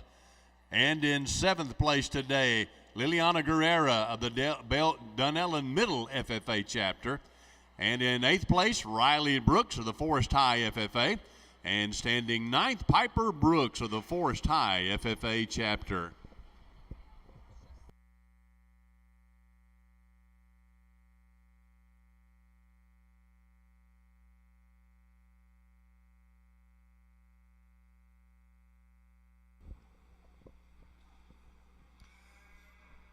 We now have our top 7 animals in the ring for our grand champion drive of our Lamb Show. Representing Class 1, Madison Shade. Madison with the Lucky Learners 4-H Club. Representing Class 2, this is Rossi Bozeman of the Stars and Stripes 4-H.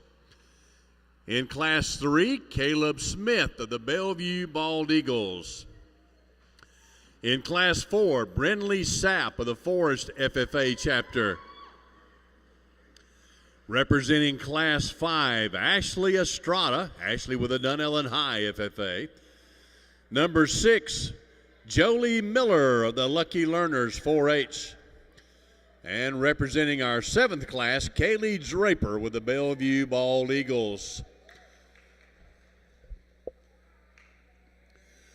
Once Dr. Shockey has picked his grand champion, we will then bring the second place lamb from that class out, and they will all compete now for our reserve grand champion.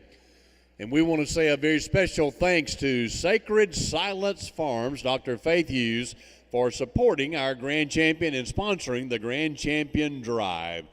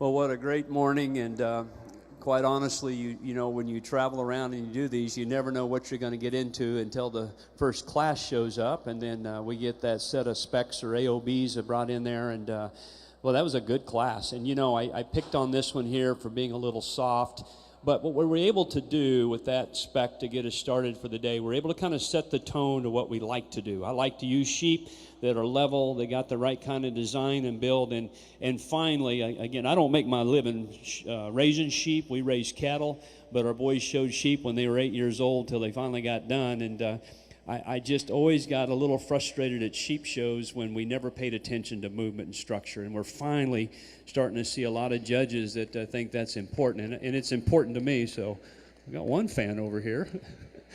And so again, that's what that spec was able to do. You know, he stays so good in his spine. His length of hip is good.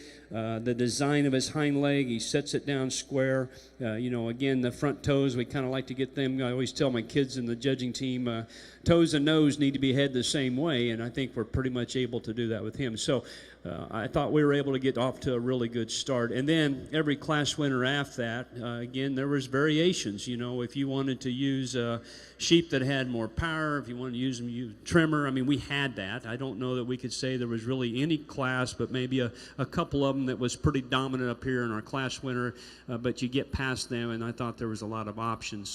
So again, congratulations. I've been down here 20 years ago, never judged a sheep show, but I'll promise you one thing, I know it wasn't as impressive as this was. You guys have come a long ways in a short time, so I think that's pretty cool to be able to do that.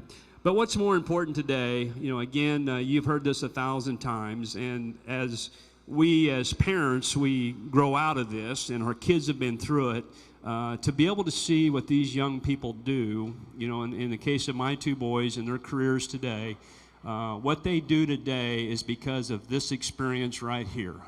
Both of them were pretty good athletes. They performed at a very high level in high school. One of them went on to start college baseball and realized the Yankees were not going to sign him next year to a pro contract, and both of them said, I want to stay in agriculture, and both of them are very, very successful in their career. And I think a lot of it is because they got a great mama, but also because they did this stuff growing up, and we worked them hard. We wanted to make sure they understood that this project is for them. It was a family event for us, but it was their responsibility to get up before school, get the chores done when they get home from sports, work the sheep, work the goats, work the steers. I mean, they just put a lot of hours into it. And so everything they do today in life, I think, is because of what they were able to be taught in this junior program. And these kids have a lot of things they can do in life. There's no doubt about it, especially at this age. They got to make decisions, and I think it's so valuable that they make these decisions. And what I understand in this county, and you need to be very proud, you got a county that supports this, and that's really, really good. That's why your numbers continue to stay high in all these species that you're showing. So thank the people in your county. Thank your leaders, young people, your mentors, your mom and dads. I know there was times when we get done at night, and sometimes we get home from a doubleheader baseball game in Oklahoma, and we get back to Kansas, it's 2 o'clock in the morning. We still got to get steers kicked out of the cooler, and that youngest son wasn't very happy. You know, he was a little owly because we were doing that. But I think today, even though I know back then he would have never thanked me for it, he would today. And so it'll come sometime down the road. At any rate, we end up with 2 sheep that I think are very much alike. They're power sheep. They have, I think, good modern presence out here in the ring. Really what it comes down to, one of them just simply fits me better in terms of movement and probably suits me just a little bit better in terms of what I think the weight really needs to be. We got, again, these sheep, we have the opportunity to make them big, we can make them little, but I still think there's kind of a happy range here that we need to keep them in terms of real market weight, and that's kind of what sorts the two. So let's please give them all a nice hand. Great staff that you work with, and again, it's been my pleasure to come down here and work to an outstanding set of young people and a great set of sheep. Congratulations.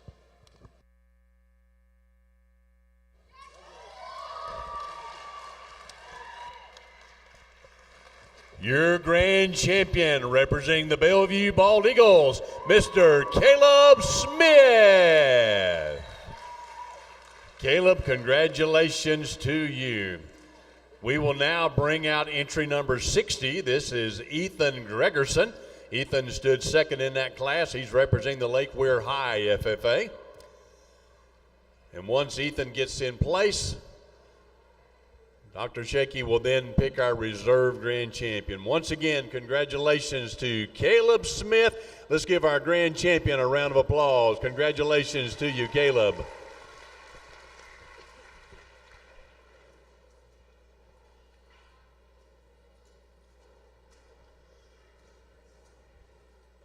We might echo what Dr. Shaky has said so far this morning. We've had some tremendous animals out here in this ring. But I will also say to you, we've had some tremendous exhibitors in this ring as well. So let's give all of our exhibitors in our Market Lamb show a great round of applause. You all have done extremely well.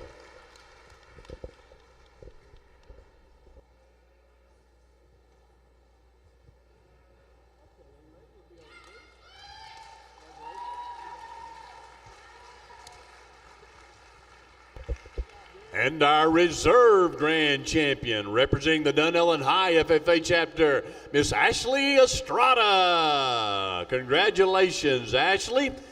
To you and Caleb, a great job. Thank you for the way you both have represented the Southeastern Youth Fair. And congratulations to all of our exhibitors here, especially those of you who had the chance to come back and be a part of that grand champion drive. Reserve Grand Champion, sponsored by Ocala Breeders and Farm Supply. Thankful to them. Also to our Grand Champion sponsor, Sacred Silence Farms. We appreciate you all very, very much. We will come back in just a few moments, and we will have our lamb breeding show to begin here in just a bit. Hang out with us a little longer.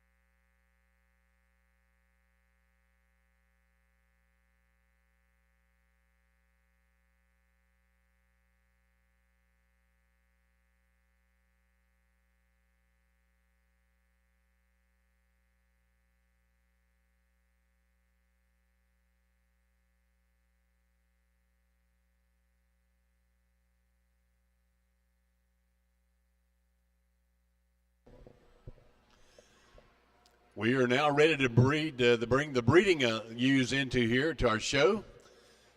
This morning early was our market lamb show, and so this will be our breeding lamb show. This is class 1 right here. We have one lamb in this all other breeds. This is Erica Estrada with the Dunellen High FFA chapter. Erica is the exhibitor here in Class 1, and Class 1 is being sponsored by Showcase Properties. Miss Valerie Daly. We appreciate Showcase Properties very much.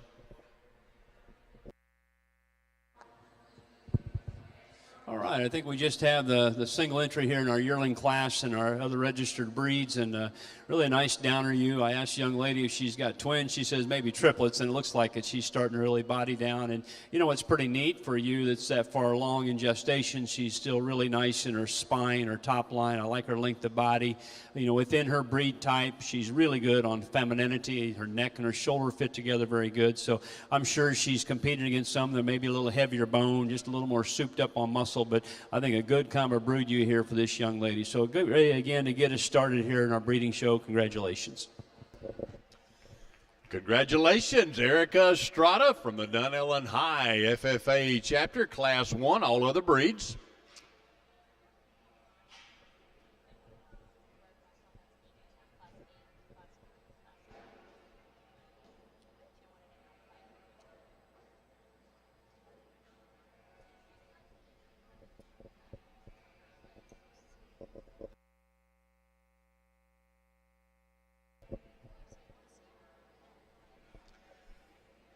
In keeping with the numerical order, Erica is our Class 8 winner today.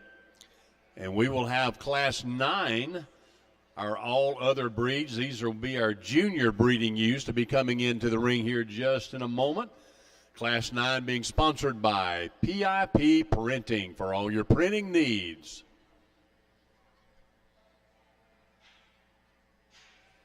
And if your sugar level is getting a little bit low, Chico is back here in the back. He's got some, he calls it floss.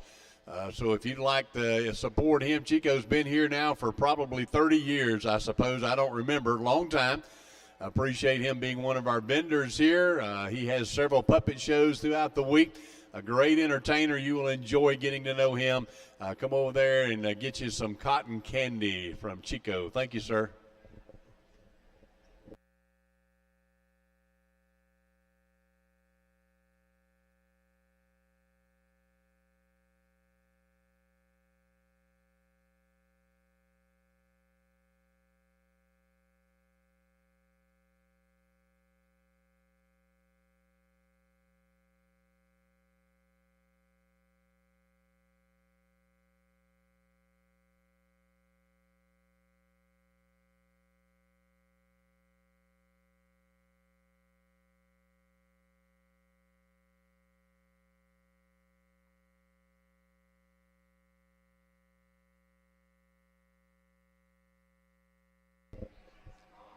We now have Class 9 beginning to come into our ring. Once again, this is our junior breeding ewes from the all other breeds.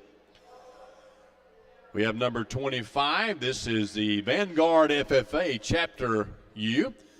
This is Janice Acuis who is showing this animal.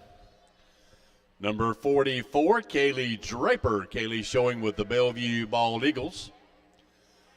Number 19, Jolie Miller. Jolie with the Lucky Learners 4-H. Number 109, Annette Fuentes of the Dunellen High FFA.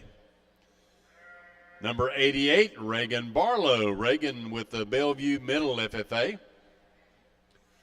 Number 1, Madison Shade. Madison with the Lucky Learners 4-H. Number 41, Kyle Rich of the Bellevue Bald Eagles. And number 33, Erica Estrada of the Dunellen High FFA chapter. Class 9 today, once again being sponsored by PIP Printing.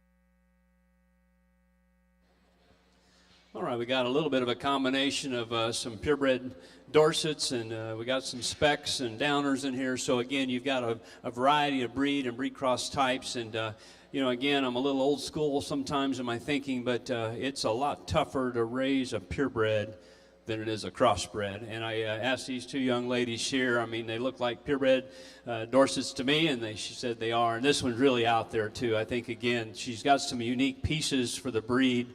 Nice skinny neck, sets nice into a blade that's really opened up good behind it. That kind of rack poked up in the air, you can see that from the side. Her back shape is really good, big old leg in her.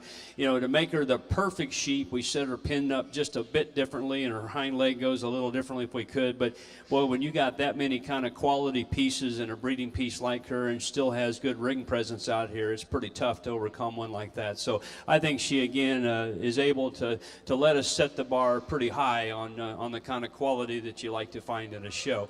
And then I think this one just logically needs to go second, really from a quality standpoint. She's a lot fresher condition ewe than some we have here in the group. Again, runs uphill. She's got some length of body to her. You know, not as good in her touch. It starts with her height. She's just not as good in her height, and just the overall extreme muscle shape that we found in the class winner. But I think she's the next high quality ewe out here, especially in our purebred division, that we need to go ahead and land on in second. Big volume ewe here, and again, when you kind of watch these two and second and third move, they become very similar. They're, again, maybe just a little tighter spined, a little shorter in their step off their hind leg. This one here has got lots of volume, but she also has that extra ridge of fat laying down her back and over her rib. I'd just like to freshen her up a little bit in terms of conditioning, but a big old strong rib cage. You know, of these up here on the top end, this one's probably the heaviest boned ewe of the group. She's got nice feet underneath her, so there's some real strength in her. Little speckle face ewe, again, maybe a little too moderate for my likings, but big, square back, level, bold rib. She just needs to be stretched out, put in a bigger, longer package, maybe run that sheep uphill just a little bit more. But where she's good, she's really good, and it really starts in that lower body cavity, her rib cage, and the kind of muscles she has up above it. Come in with a bigger skeleton spec here next. Again, there's the extra length and refinement of neck, you know, for her breed type and cross. She's got a good height to her. She's got some product up in her back. As we kind of study her again in terms of design, we just want to make her stronger, stouter hipped, and be able to handle that pin set and hind leg a little bit differently as we go. The two downers look very young and fresh and youthful out here. Just kind of kept a little more performance or length of body in them, but both of them are nice. Obviously, they just got a little bit of a disadvantage in terms of weight and age out here. And then the little spec we end with is a good boned ewe. She's got some length of body to her. Probably needs to be a little bit stouter in muscle. I think her bone's good. We just want to maybe open that one up a little bit more in her top and give her just a little more shape as we ride in behind her. But good design sheep here from the side. Congratulations to our Class 9 exhibitors. Winning the class, number 44, Kaylee Draper, the Bellevue Bald Eagles. Standing second today, Reagan Barlow of the Bellevue Middle FFA. In third place, Madison Shade of the Lucky Learners 4-H. In fourth place, Jolie Miller. Jolie showing with the Lucky Learners 4-H as well. In fifth place, Kyle Rich of the Bellevue Bald Eagles. In sixth place, Annette Fuentes of the Dunellen High FFA chapter. In seventh place, number 33, this is Erica Estrada. Erica showing with the Dunellen High FFA. And in eighth place, this is Janice Acuus showing for the Vanguard High FFA chapter. Again, Class 9 sponsored by PIP Printing. We appreciate them and their sponsorship of Class 9. We now have Class 10 coming into the ring. Class 10 is being sponsored by Dean's Lawn and Landscape. Have entry number 109, Annette Fuentes. Annette showing with the Dunellen High FFA. Number 108, Ashley Estrada showing with the Dunellen High FFA. Number 8, Bristol Leitner. Bristol showing with the Town and Country 4-H. Number 24, Brindley Jelks. Brindley showing with the Stars and Stripes 4-H Club. Number 4, Alyssa Morgan. Alyssa showing with Town and Country 4-H. Number 39, Emma Blackburn. Emma showing with the Bellevue Middle FFA. And number 132, Marissa Gentleman of the Town and Country 4-H. Number 30, Eliana Gianola. Eliana showing with the Bellevue High FFA. And number 141, this is Zach Blackburn. Zach showing with the Wild and Country 4-H. This is Class 10. This is the aged breeding ewes, sponsored once again by Dean's Lawn and Landscape.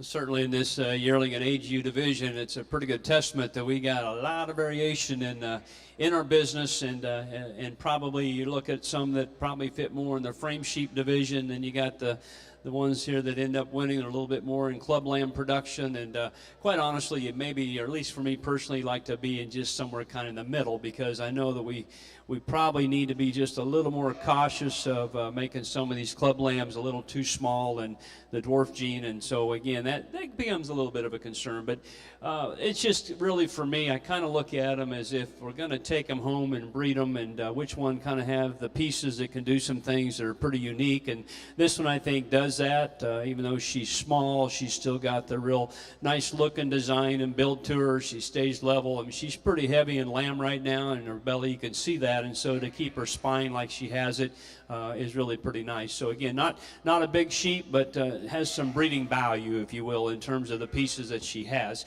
And I think the ewe that we end up second is, again, most like her in terms of her quality, the shape that she has, and and everything is just kind of by a comparison mode. I would say she probably fits her the best. And not that I always think the ones that are most alike need to go together, but I don't know what you would end up putting second if you think that first one's big enough. What would you put second other than this one right here? So again, I think those two kind of complement one another. In terms of some extra frame and real growth, performance-wise, I think we can, at least for me as an old cowboy, I can appreciate these kind of a little bit more than maybe some of the modern sheep producers. I like this one's extra length of body, and again, she's nice in her neck and her shoulders. She handles her front feet pretty well.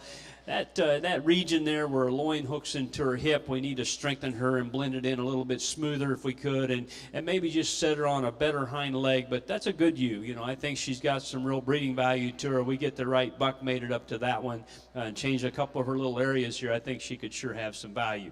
Next ewe again, and see that she's pretty heavy in lamb, it looks like to me, and starting to affect her just a little bit in movement, but her length is good, and we get them stopped and put together. I thought those two ewes in terms of body and style fit one another very nicely, come here in third and fourth. She's a little finer bone, and like I said, just having a little bit of an issue here in her spine and the way that she moves out here today. We have a couple of ewes that are in production, and that's great. I get on these kids in a cattle show. We show them till they're 3 years old and never try to get them bred, and I think it's important that we, as we're junior exhibitors, we learn something about the industry and getting them bred. And so I compliment these young ladies here and the sheep, and they've got certainly got them into production. This ewe that's running around out here is going to end up being ahead of the one that's going on here right now. And again, she's got just a little more volume. Looks like a pretty good sound udder on her. And both of them have, it looks like, some pretty nice little young lambs ahead of them. The one that ends up next to her behind in line here is big, long, extended ewe, just a little bit harder in terms of her rib. Then we get into a ewe that's a little finer boned. I like her smoothness, the refinement of her neck. She's laid it nice to her shoulder. She's just a little more frail looking compared to some of these that are a little bit more moderate in her frame. Young man's Hampshire appearing ewe that comes next. Her length of body's good, a little bit more bone to her. One of those I'd like to build her differently into her pins and her hind leg as she goes. And even the ewe that completes the class, there's good in that one there. Just change her a little bit in terms of her structure. So nice class, you bet. Congratulations to all of them.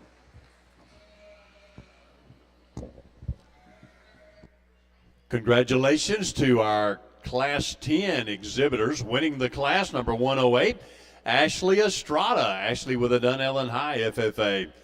In second place, Annette Fuentes, also with a Dunnellon High FFA chapter.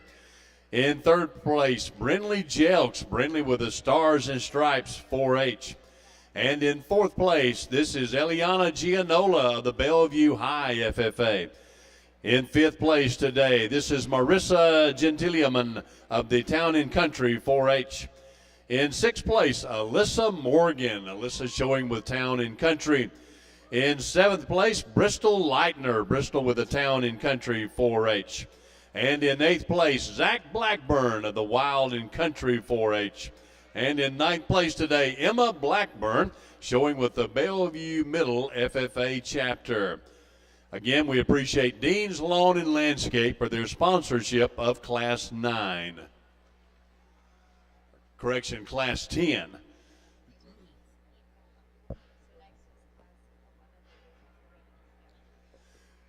We now have Class 11, and this is heat number 1 of Class 11. Have 9 entries here in our first heat. This is sponsored by Spar Building and Farm Supply. Number 22, Ainsley Burry of the Forest High FFA. Number 42, Carter Mockwitz of the Cracker Country 4-H.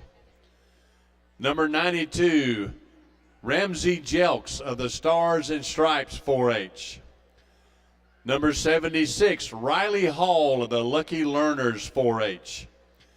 Number 118, this is Ashlyn Sims. Ashlyn showing a lamb from the Fort King Middle FFA. Number 9, Brooklyn Risner of the Bellevue Middle FFA chapter. Number 108, Ashley Estrada. Ashley showing with the Dunellen High FFA. Number 110, Miranda Guerrera. Miranda showing with the Dunellen 4-H Club. And number 84, Evan Knowles. Evan showing with the Bellevue Bald Eagles.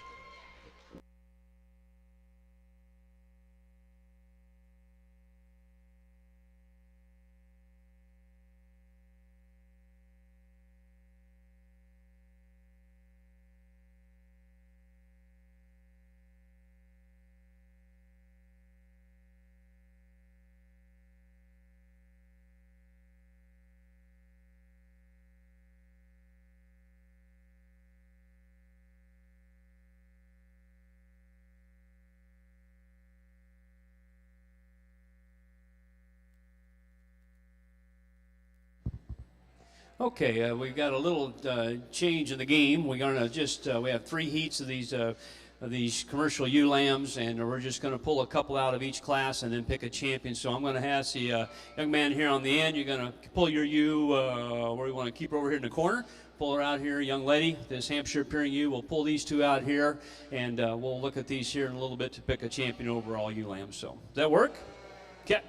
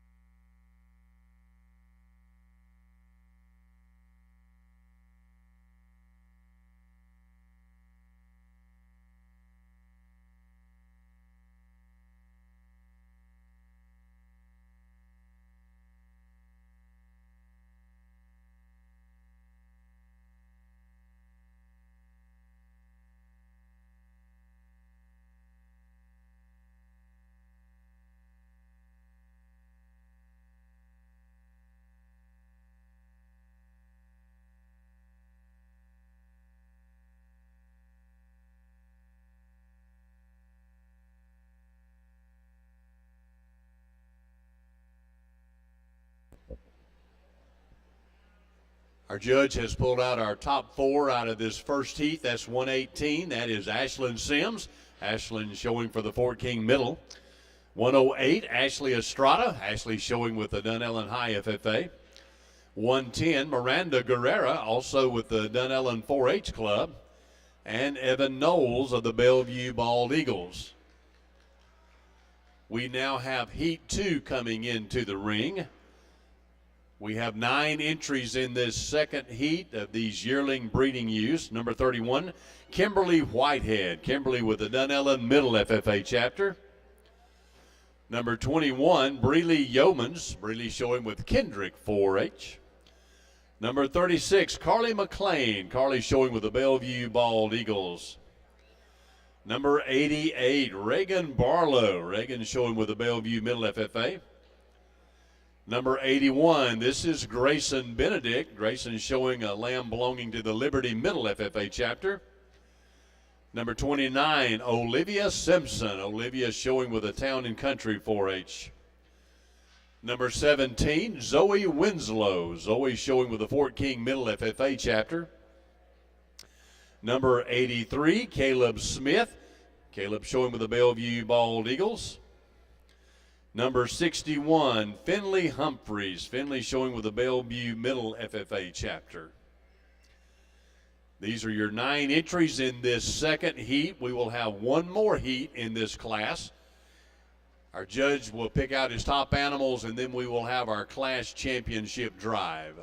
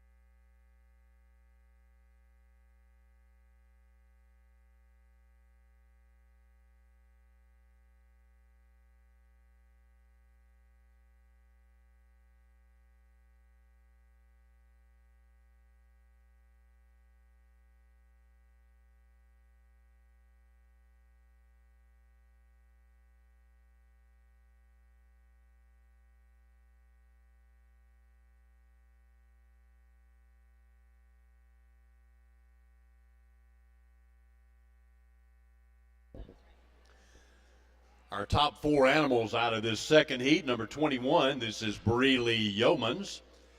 Number 36, Carly McLean. Number 88, Reagan Barlow. And number 83, Caleb Smith. Congratulations to these top 4 exhibitors. We now have our third heat of these yearling breeding ewes coming in. Number 113, this is Piper Brooks of the Forest High FFA chapter. Number 20, Tyler Rich of the Fort King Middle FFA. Number 104, Hunter Temple. Hunter showing a lamb for the Trinity Catholic FFA. Number 41, Kyle Rich of the Bellevue Bald Eagles. Number 1, Madison Shade of the Lucky Learners 4-H. Number 44, Kaylee Draper. Kaylee with the Bellevue Bald Eagles. Number 63, Emma Blair. Emma showing with the Bellevue Middle FFA. Number 34, Liliana Guerrera. Liliana showing with Dunellen Middle FFA. And number 112, Riley Brooks. Riley showing with the Forest High FFA.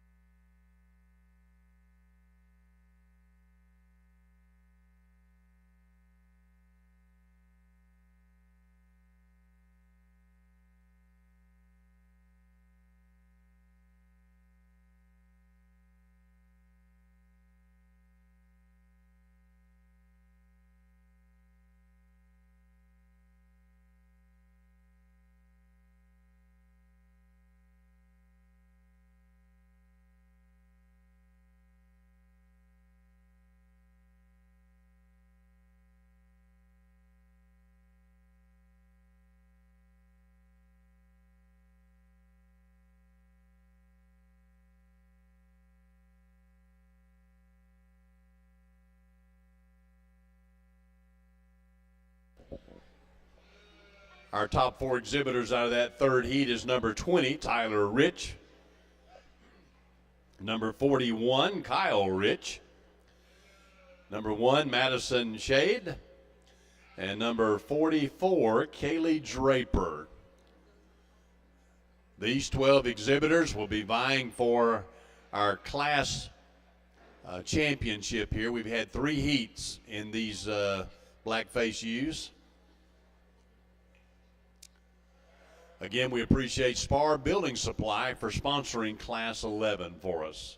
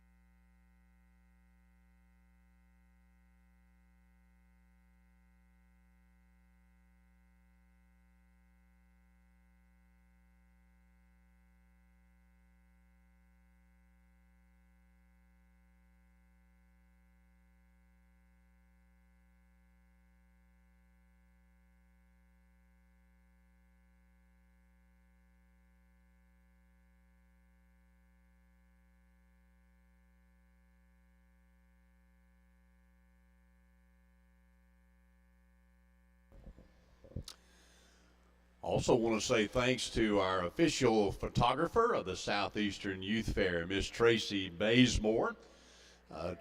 Creative photos by Tracy, and so she will have photos of all of our exhibitors throughout this week. You will see her all throughout the ring, and so Tracy, if you didn't know who she was, she's the one with the camera down here. Tracy, thank you so much for the wonderful photos that you take here of these exhibitors. We encourage you to go and support her and purchase some of the favorite photos there in her photo booth.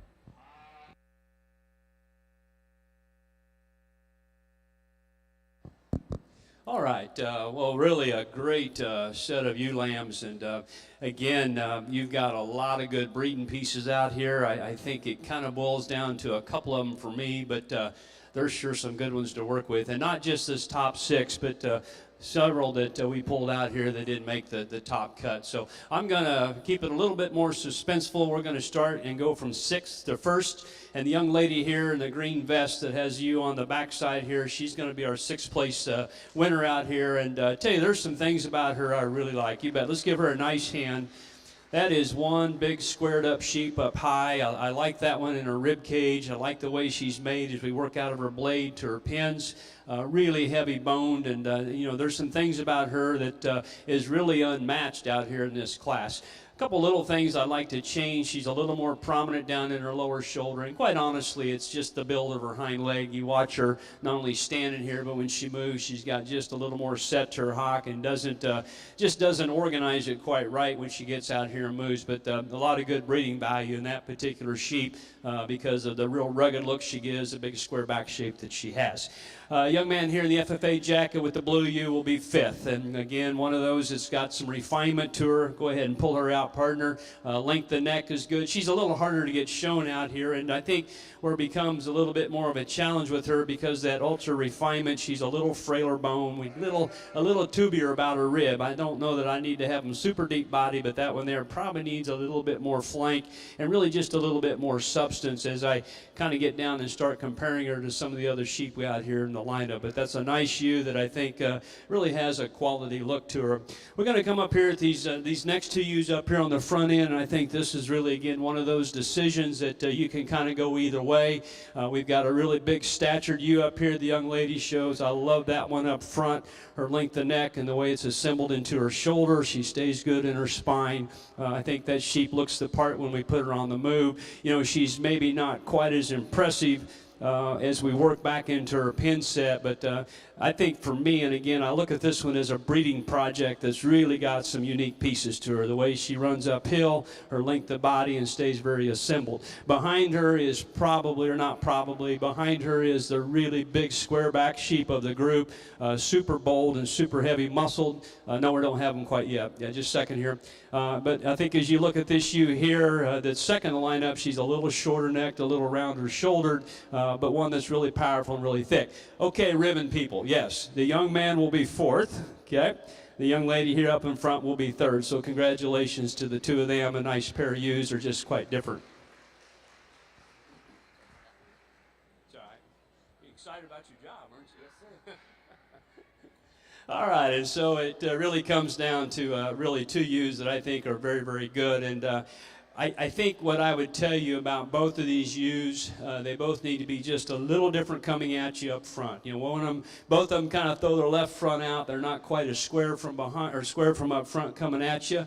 The young man's ewe is one of those again that I think is just really unique. She runs uphill. I love the length of neck.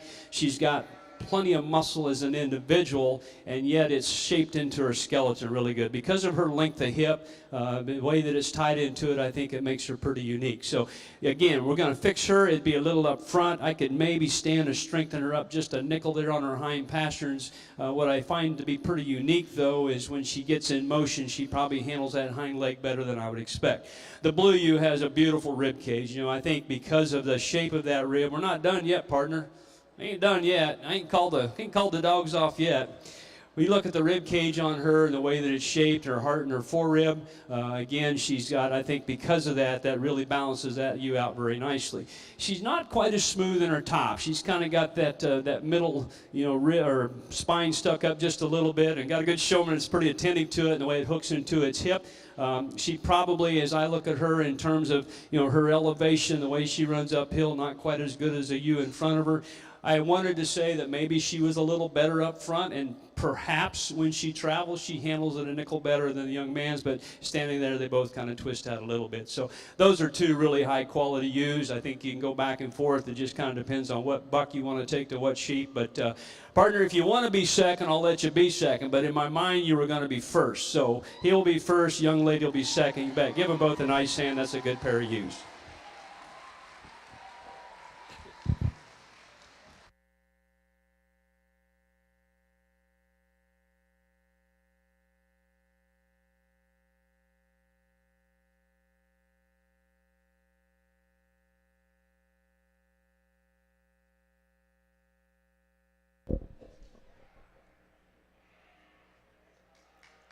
Congratulations to all of our exhibitors here in this heat of yearling breeding ewes, class number 11. Standing in 6th place, Breeley Yeomans of the Kendrick 4-H. In 5th place, Tyler Rich of the Fort King Middle. In 4th place, Caleb Smith of the Bellevue Bald Eagles. In 3rd place, Reagan Barlow of the Bellevue Middle FFA. In 2nd place, Kaylee Draper of the Bellevue Bald Eagles.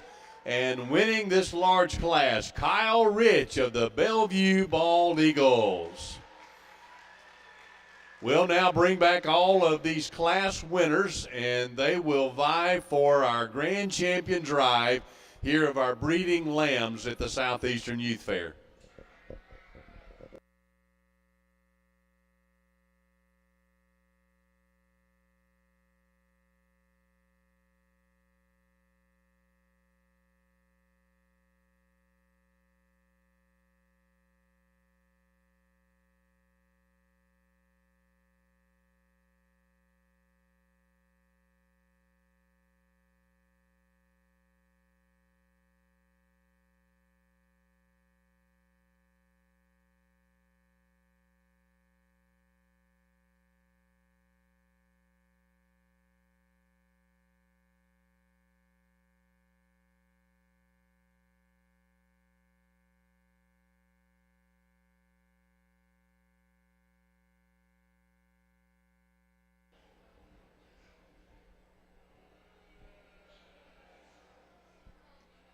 Want to remind everyone that we will have our lamb and also our goat auction in the morning beginning at 9 a.m.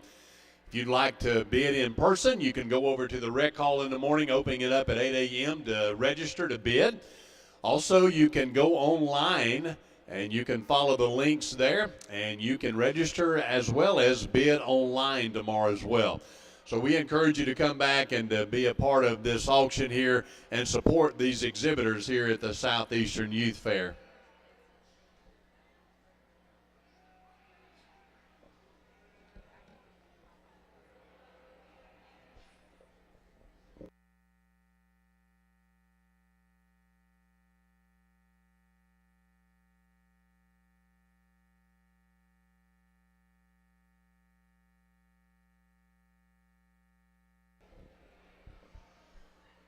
We will start with our showmanship classes right after our grand and reserve drive. We will begin with our senior showmans, and so we ask all of our exhibitors to be making your preparations to be prepared for that as well.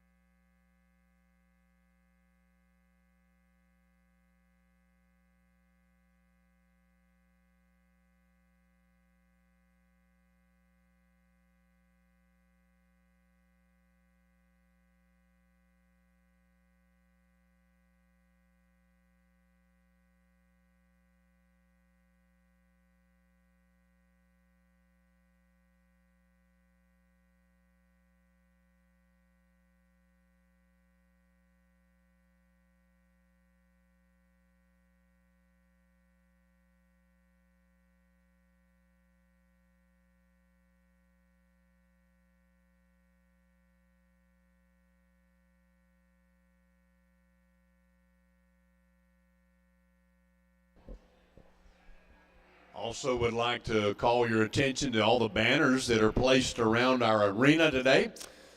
This could not happen without all of these individuals who sponsor the different shows to make all this happen.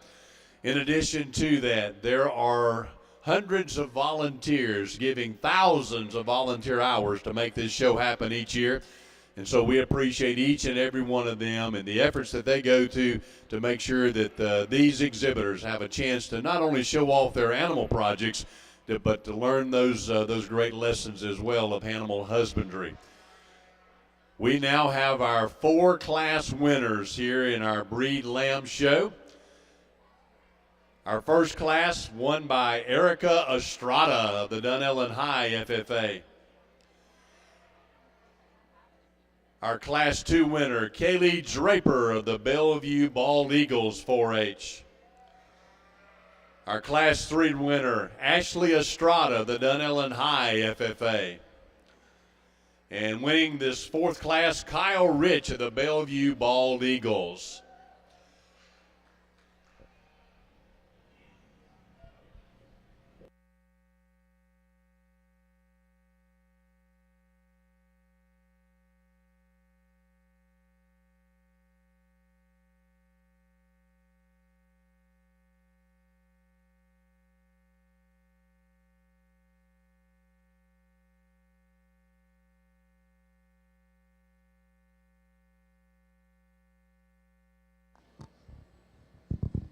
All right, so we've got a couple of yearlings, we got other breeds in our cross, and then we have a couple of ewe lambs, obviously the Dorset, and then what we just got finished up here with our cross. And again, I appreciate everybody coming back out here, a good lineup, and it really does for me kind of boil down with the ones we have out here between our 2 ewe lambs, the Dorset, and again, her real radical extreme parts in terms of muscle and boldness, and yet still has a nice neck shape to her.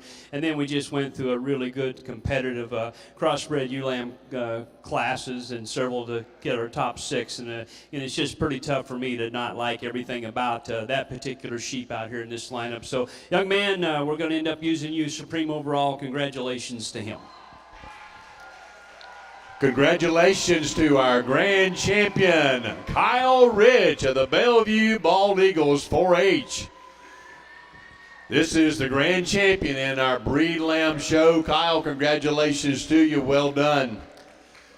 Coming back out is the lamb that stood second in that class.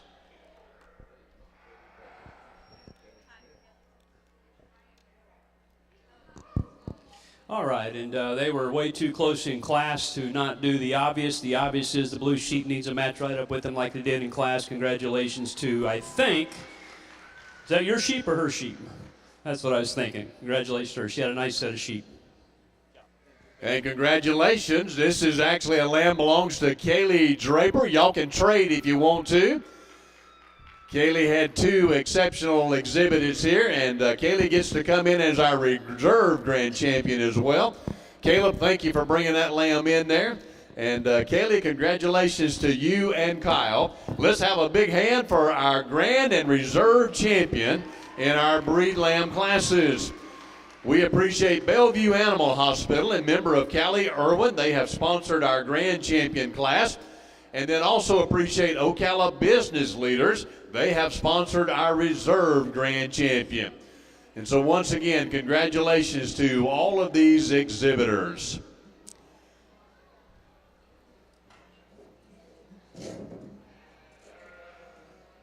We also want to say thanks again to Dr. Shaky for the judging and evaluating these animals today. Appreciate the great job that he's done. We'll have just a few minutes break, and then we'll begin with our senior showmanship.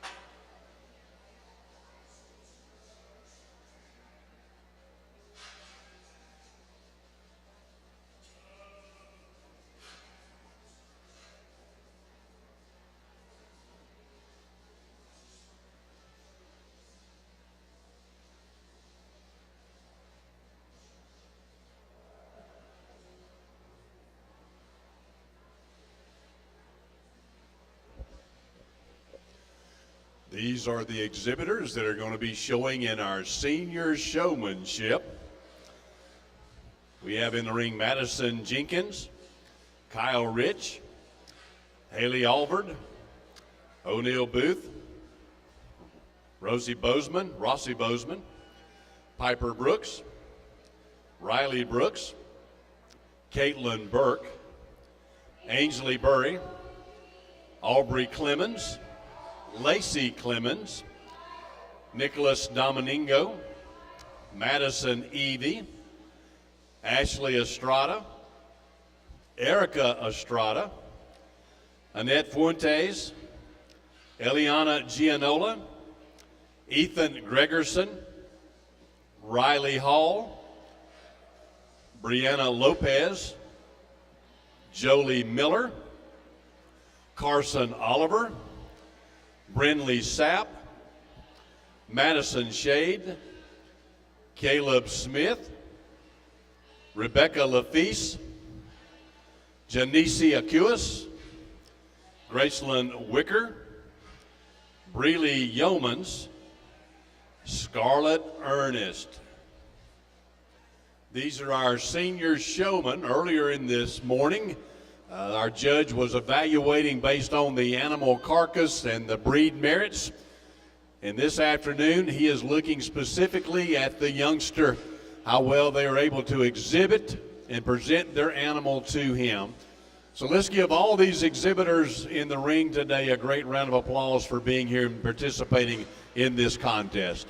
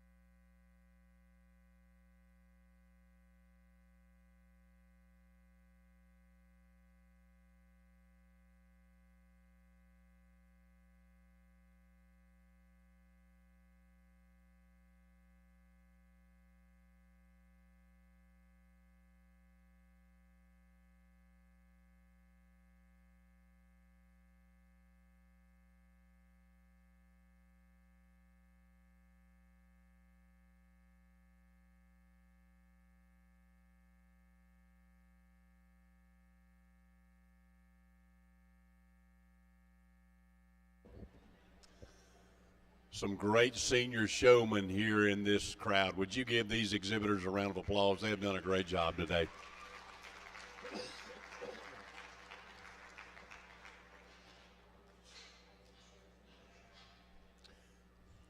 We want to take a moment and just say thanks to our Sheriff Billy Woods, Marion County Sheriff's Department, for all the support that they have given to us in the preparations and then throughout the week. Also, the Marion County Fire Department, the Marion County Commissioners.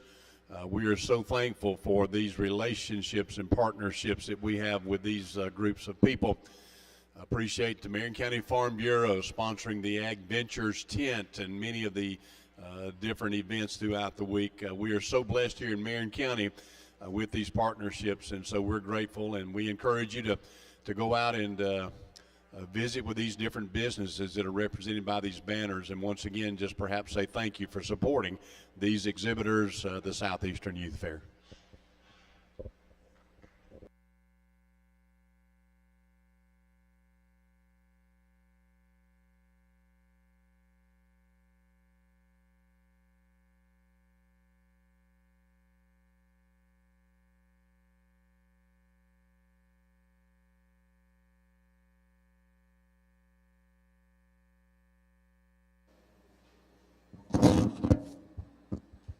On the whole time. Good job, and I told them let's bring all the seniors back. We got a big enough ring we could show 200 head in here, and we still have room for another 100 in the World of Sheep Show. And honestly, I think it's important for y'all to experience a class this big, because I know probably some of you get to go to Louisville or the Royal, Denver. You get that opportunity and you walk into a class and there's 70, 80 other lambs just like you in there. You realize how important it is to be a good showman and be able to do the things that kind of stand out and get you to that next level, because this is one species where I will, and again, I try so hard to take that out of the factor when I'm judging them in class, but a good showman can make a huge difference in the world of sheep showman, in the presentation. And so here's what I would tell you. First of all, I've come to find out that this is a game for young athletic people. Okay, to show sheep, you have to be athletic. You have to be flexible. And I see a lot of you, and I've seen a lot of it today, and it's everywhere. What I would encourage you to work on is when you get ready to brace your lamb, instead of picking your lamb up and letting him crawl up on you, you need to learn to lower your body level. Okay, some of you probably play football, and some of you ladies probably don't, or you wrestle. Okay, you learn to lower your level of gravity, and you get under your sheep. Okay, and what we need to learn is the sheep's pushing with his lower shoulder. It's not up in his throat or his upper neck. And sometimes we get that sheep crawling up on us, and the next thing you know, we're kind of choking him down because all the weight's up here in his neck. So learn to come around front more, especially when we got him head to tail. Learn to lower your body, okay, and get that sheep propped up. I'm going to pull this young man here out here. Come out here. Now I want you to watch what he does. Set this guy up. Let's kind of set him up along here. And get the legs pretty close. Climbs around front, drops his hip, touches his top, and bounces, okay? I see some of you wanting to just let that sheep crawl up on you, and I think that creates havoc, okay? Lower your body, and I think, too, the thing it does, then I've noticed in a time or two that when I go by, as I'm getting ready to approach his sheep, he again just kind of taps him and just bounces him a little bit, enough to get that sheep's attention, okay? We don't have to pick him up and let him crawl up on you, and I like that, okay? I think that's where the athletic part comes. The other thing I would say is you got to have soft hands, okay? Throughout the day, I hear a lot of you papping them on the side or thumping them in the back, okay? We don't have to do that. These sheep, again, it is a proven fact of the farm animals, this is the least intelligent one on the farm, the sheep. And it's true. I mean, they've done research. It is true. But they will catch on, okay? If we work at it, they will catch on. And so what we always try to do, and kind of like what this young man does, we get them propped like we want them.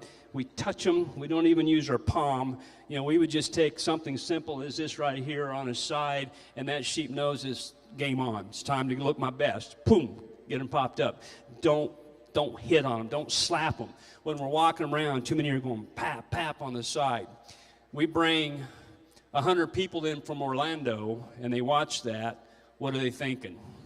Yeah, animal abuse, right? Yeah, and you're not. You know, we again, it's a perception deal, and it's not so much where it makes or breaks today's showmanship competition. But I just want you to kind of be alert of sometimes what the perception can be. So I say soft hands, and again, I mean that. Some of you, even out here in the seniors, those ears are not handlebars. Okay, and what happens? You kind of grip them ears like a handlebar. You don't need to do that. We can still get this sheep's attention, and just by, you know, basically the way his hands are, if we need to get his attention, we can kind of pull the ear up, but we don't do it by this grip right here, okay? It's kind of from behind is how we do that. I like the way that he keeps his thumb too, because if you haven't noticed, I am one of those judges. I love it from the side, okay? And I want that thing to look like a cobra. I want his head like this.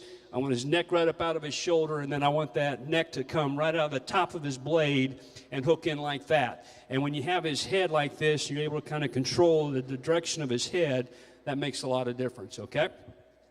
Some of them are kind of ewe-necked. We've talked about that sheep right there and what you need to do. And you climb out of him, and I think that helps him. That's not a problem. But once in a while when they kind of fight you and they roll back, just kind of loosen up in his head, shake him a little bit, kind of get his attention, not a lot, and just kind of loosen his head up, and then you kind of crawl back in him just, you know, again, smoothly, quietly. You don't have to get super aggressive. So, you know, but here's the thing about sheep showmanship, and I like having it after the show because I've seen everybody's show before, okay? Don't let your sheep get away, okay? Don't quit showing. Where's my young man with the ewe? The show is never over.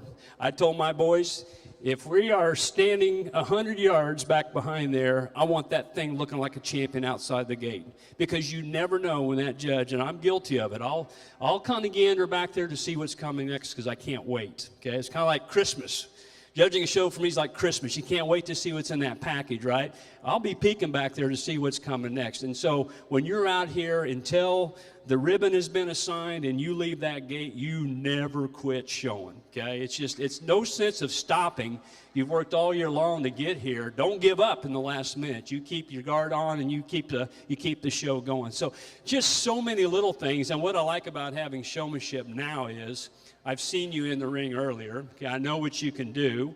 And it seems like we always think, well, we get into showmanship, it's really time to up the game. No, the game started in Class 1, okay?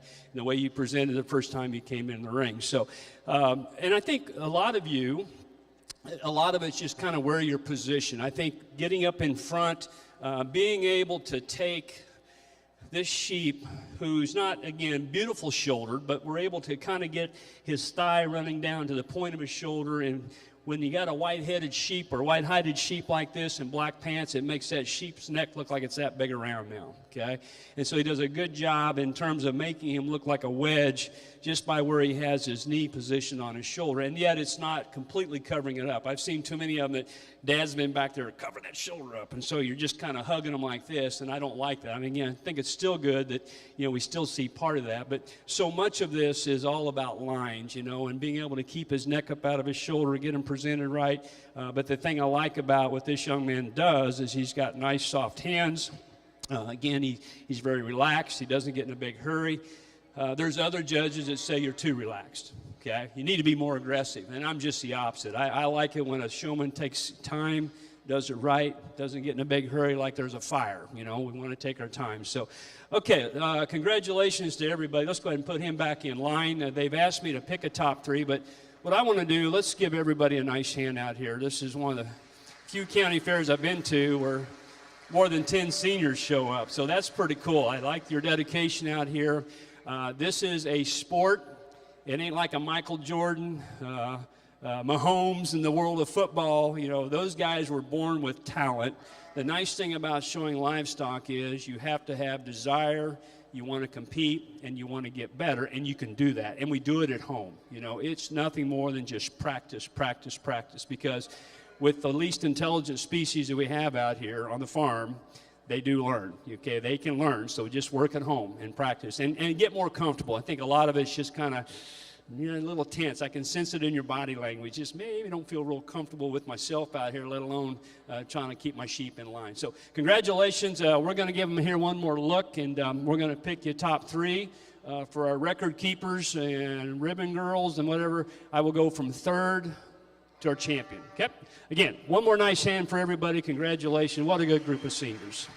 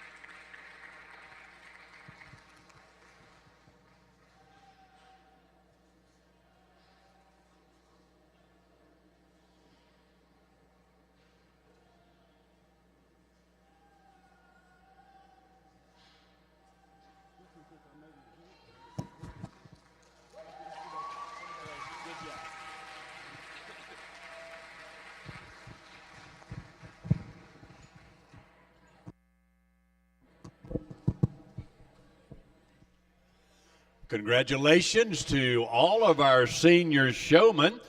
Winning our senior showmanship, number 83, Caleb Smith. Congratulations, Caleb. Caleb showing with the Bellevue Bald Eagles. In second place, representing Dunellen High FFA, Ashley Estrada. Congratulations, Ashley. And in third place, from the Lucky Learners 4-H, Jolie Miller. So Jolie, Ashley, and Caleb, congratulations to you three. Well done, and congratulations to all of our exhibitors in our senior showmanship contest.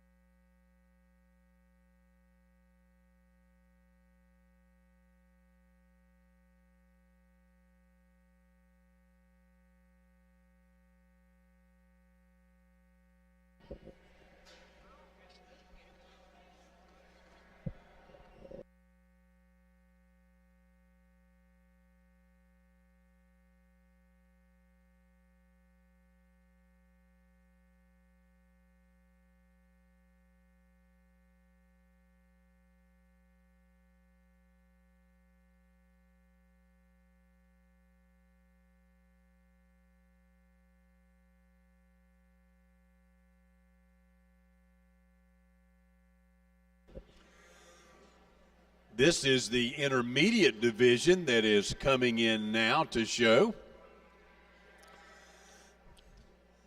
We appreciate Ocala business leaders. They sponsored our senior and our intermediate division. We have Reagan Barlow from the Bellevue Middle FFA, Emma Blackburn, Bellevue Middle FFA, Emma Blair, Bellevue Middle FFA, Brant Cagle of the Lake Weir FFA, Isaac Dillard Steele of the Grandview 4-H, Kaylee Draper of the Bellevue Bald Eagles, Michaela Yates of the Fort King Middle FFA, Marissa Gentileman of the Town and Country 4-H, Addison Gray representing the Ocklawaha Little Bits, Liliana Guerrera of the Dunellen Middle FFA, Finley Humphreys of the Bellevue Middle FFA, Bristol Leitner of the Town and Country 4-H, Grayson Benedict showing for Liberty Middle, Carly McLean of the Bellevue Bald Eagles, Alyssa Morgan of the Town and Country 4-H, Brooklyn Risner of the Bellevue Middle FFA, Andy Sapp of the Grandview 4-H, Jacob Sapp of the Liberty Middle FFA, Ireland Shea of the Liberty Middle FFA, Olivia Simpson of the Town and Country 4-H, Kimberly Whitehead of the Dunellen Middle FFA, Zoe Winslow of Fort King Middle FFA, Colburn Miller showing for Bellevue Middle, Kaylin Matchett of the Fort McCoy Middle, Lydia Humphreys of the Bellevue Middle, Tyler Rich, Fort King Middle FFA, Ezra Roberts of the Fort King Middle FFA, Ocklawaha Little Bits being shown by Emma Lear, and Caitlin Gerard of the Wild and Country 4-H. So these are our intermediate showmen. Once again, our judge will pick out our top showman, and then ultimately we'll pick out the top 3 exhibitors here in this heat here. If you would, let's give all these exhibitors a round of applause. Congratulations to you all.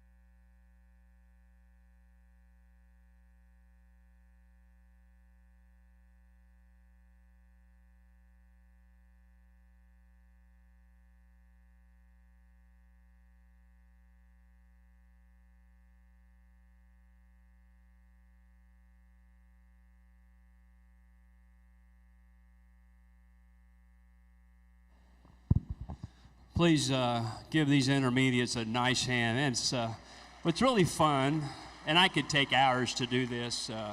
I love coaching, and I found one thing that everybody else's kids listen to me, but my kids never listen to me. So I get to coach your kids, and I think it's a lot of fun. And what's neat is we work with them a few minutes, and you can just see the light turn on. It's like, yeah, I get it, okay? And so take the couple ideas that we visit about, go home and practice. And, so much about this sheep showmanship, like I've said, it's really to be athletic and be relaxed and be comfortable, and it's a working relationship between you and your animal. And I think that's really pretty daggone important. So we've got a really good, strong group. I think there are really a handful that excel, and I think they do an exceptionally good job. And we could probably work them for the next 4 or 5 hours, and there'd be 6 or 8 that always kind of come to the surface. So there's one that I think in particular is incredibly good, far beyond its years in terms of the way that they conduct business out here in not only the class in showmanship, but what they did earlier today in their class is just a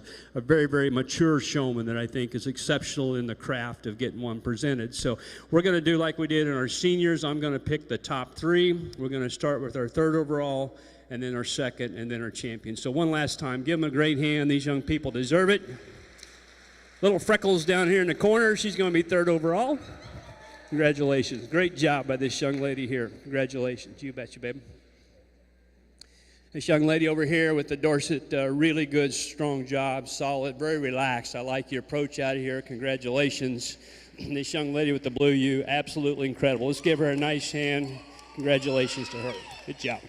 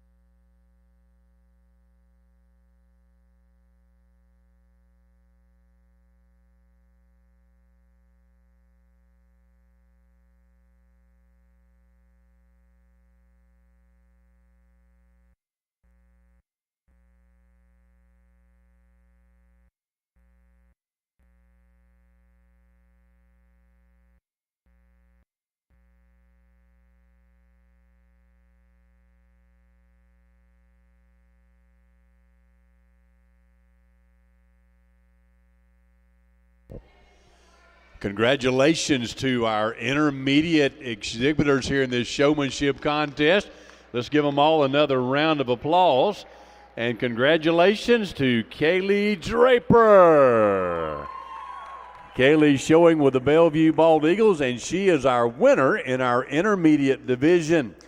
Placing 2nd, Reagan Barlow of the Bellevue Middle FFA. And standing 3rd, Olivia Simpson of the Town and Country 4-H. So congratulations to these 3 exhibitors. And congratulations to all of those who are out here in our intermediate class. Well done.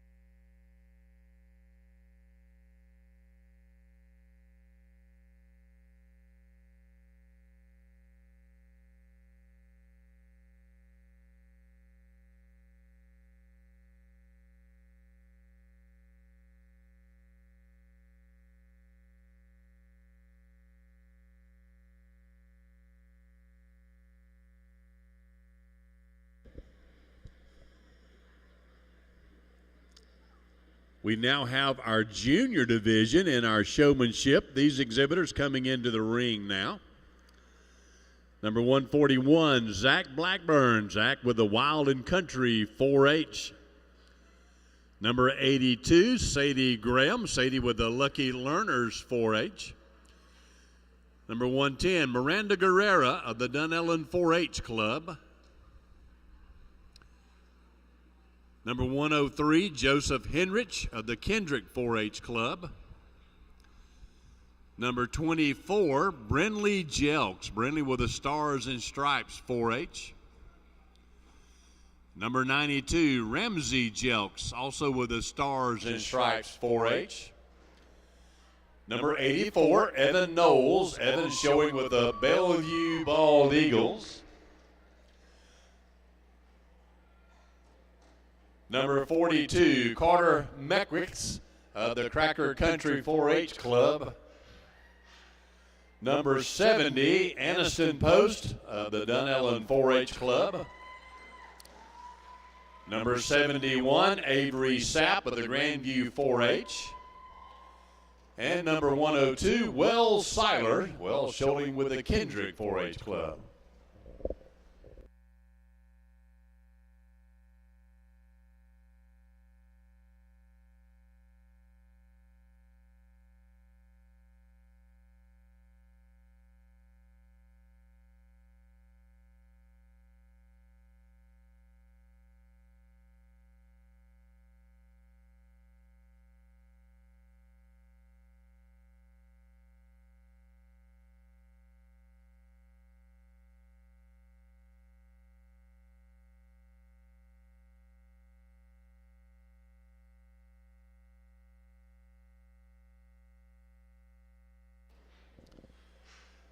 Our judge once again is going to place our top 3 in our junior division. And then that will be the conclusion of the Lamb Show. Our Lamb Show awards will follow immediately. And so we ask all of our Lamb exhibitors to please be on standby for all those awards that will be presented right after the show is completed.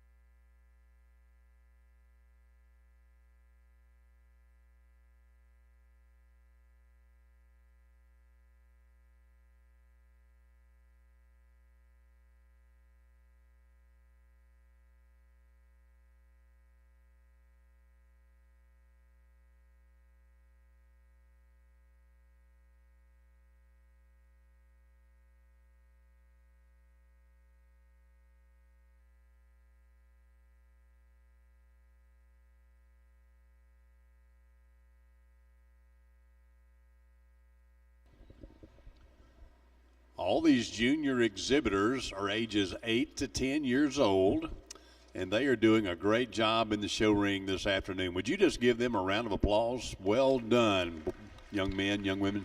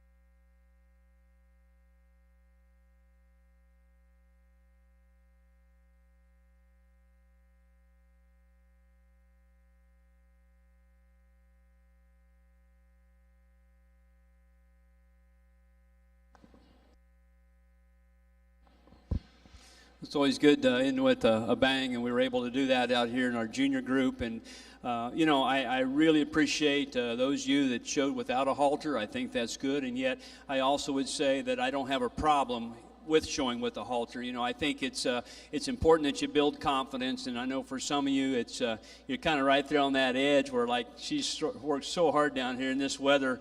Time or two he's ready to go. If you had a halter, you might have been able to stop him. So don't I know a lot of times it might be the difference between winning or not if you have a halter or not, but for me today I'm not going to let that be just a big deciding factor, because I think it's probably more important to get your sheep set up right, get their head up, feet and legs right, and I think that's what kind of made the difference. In fact, we're going to pick a top three, and the young lady here that stands in the middle with this sheep that's got a halter, you're going to end up third overall, sweetheart. You want to pull her on out here.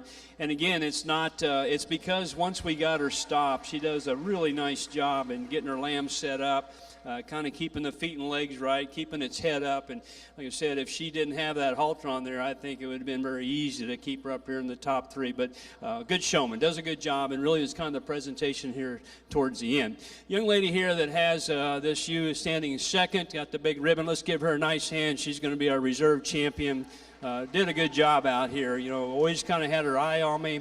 You got a good relationship with her sheep, and I think, again, you feel pretty comfortable with it, and probably just get a little bigger and stronger, you're going to be pretty daggone good. And your champion maybe, again, did a few things wrong out here. Occasionally she got kind of hidden behind a couple others, but it's probably more what you did earlier today. You caught one sheep and almost two for other people. And again, I think you do a very good job. We kind of got you buried out here, but you're a good showman. Let's give her a nice hand. It's a work throughout the day that kind of helped her earn this championship. So congratulations to you.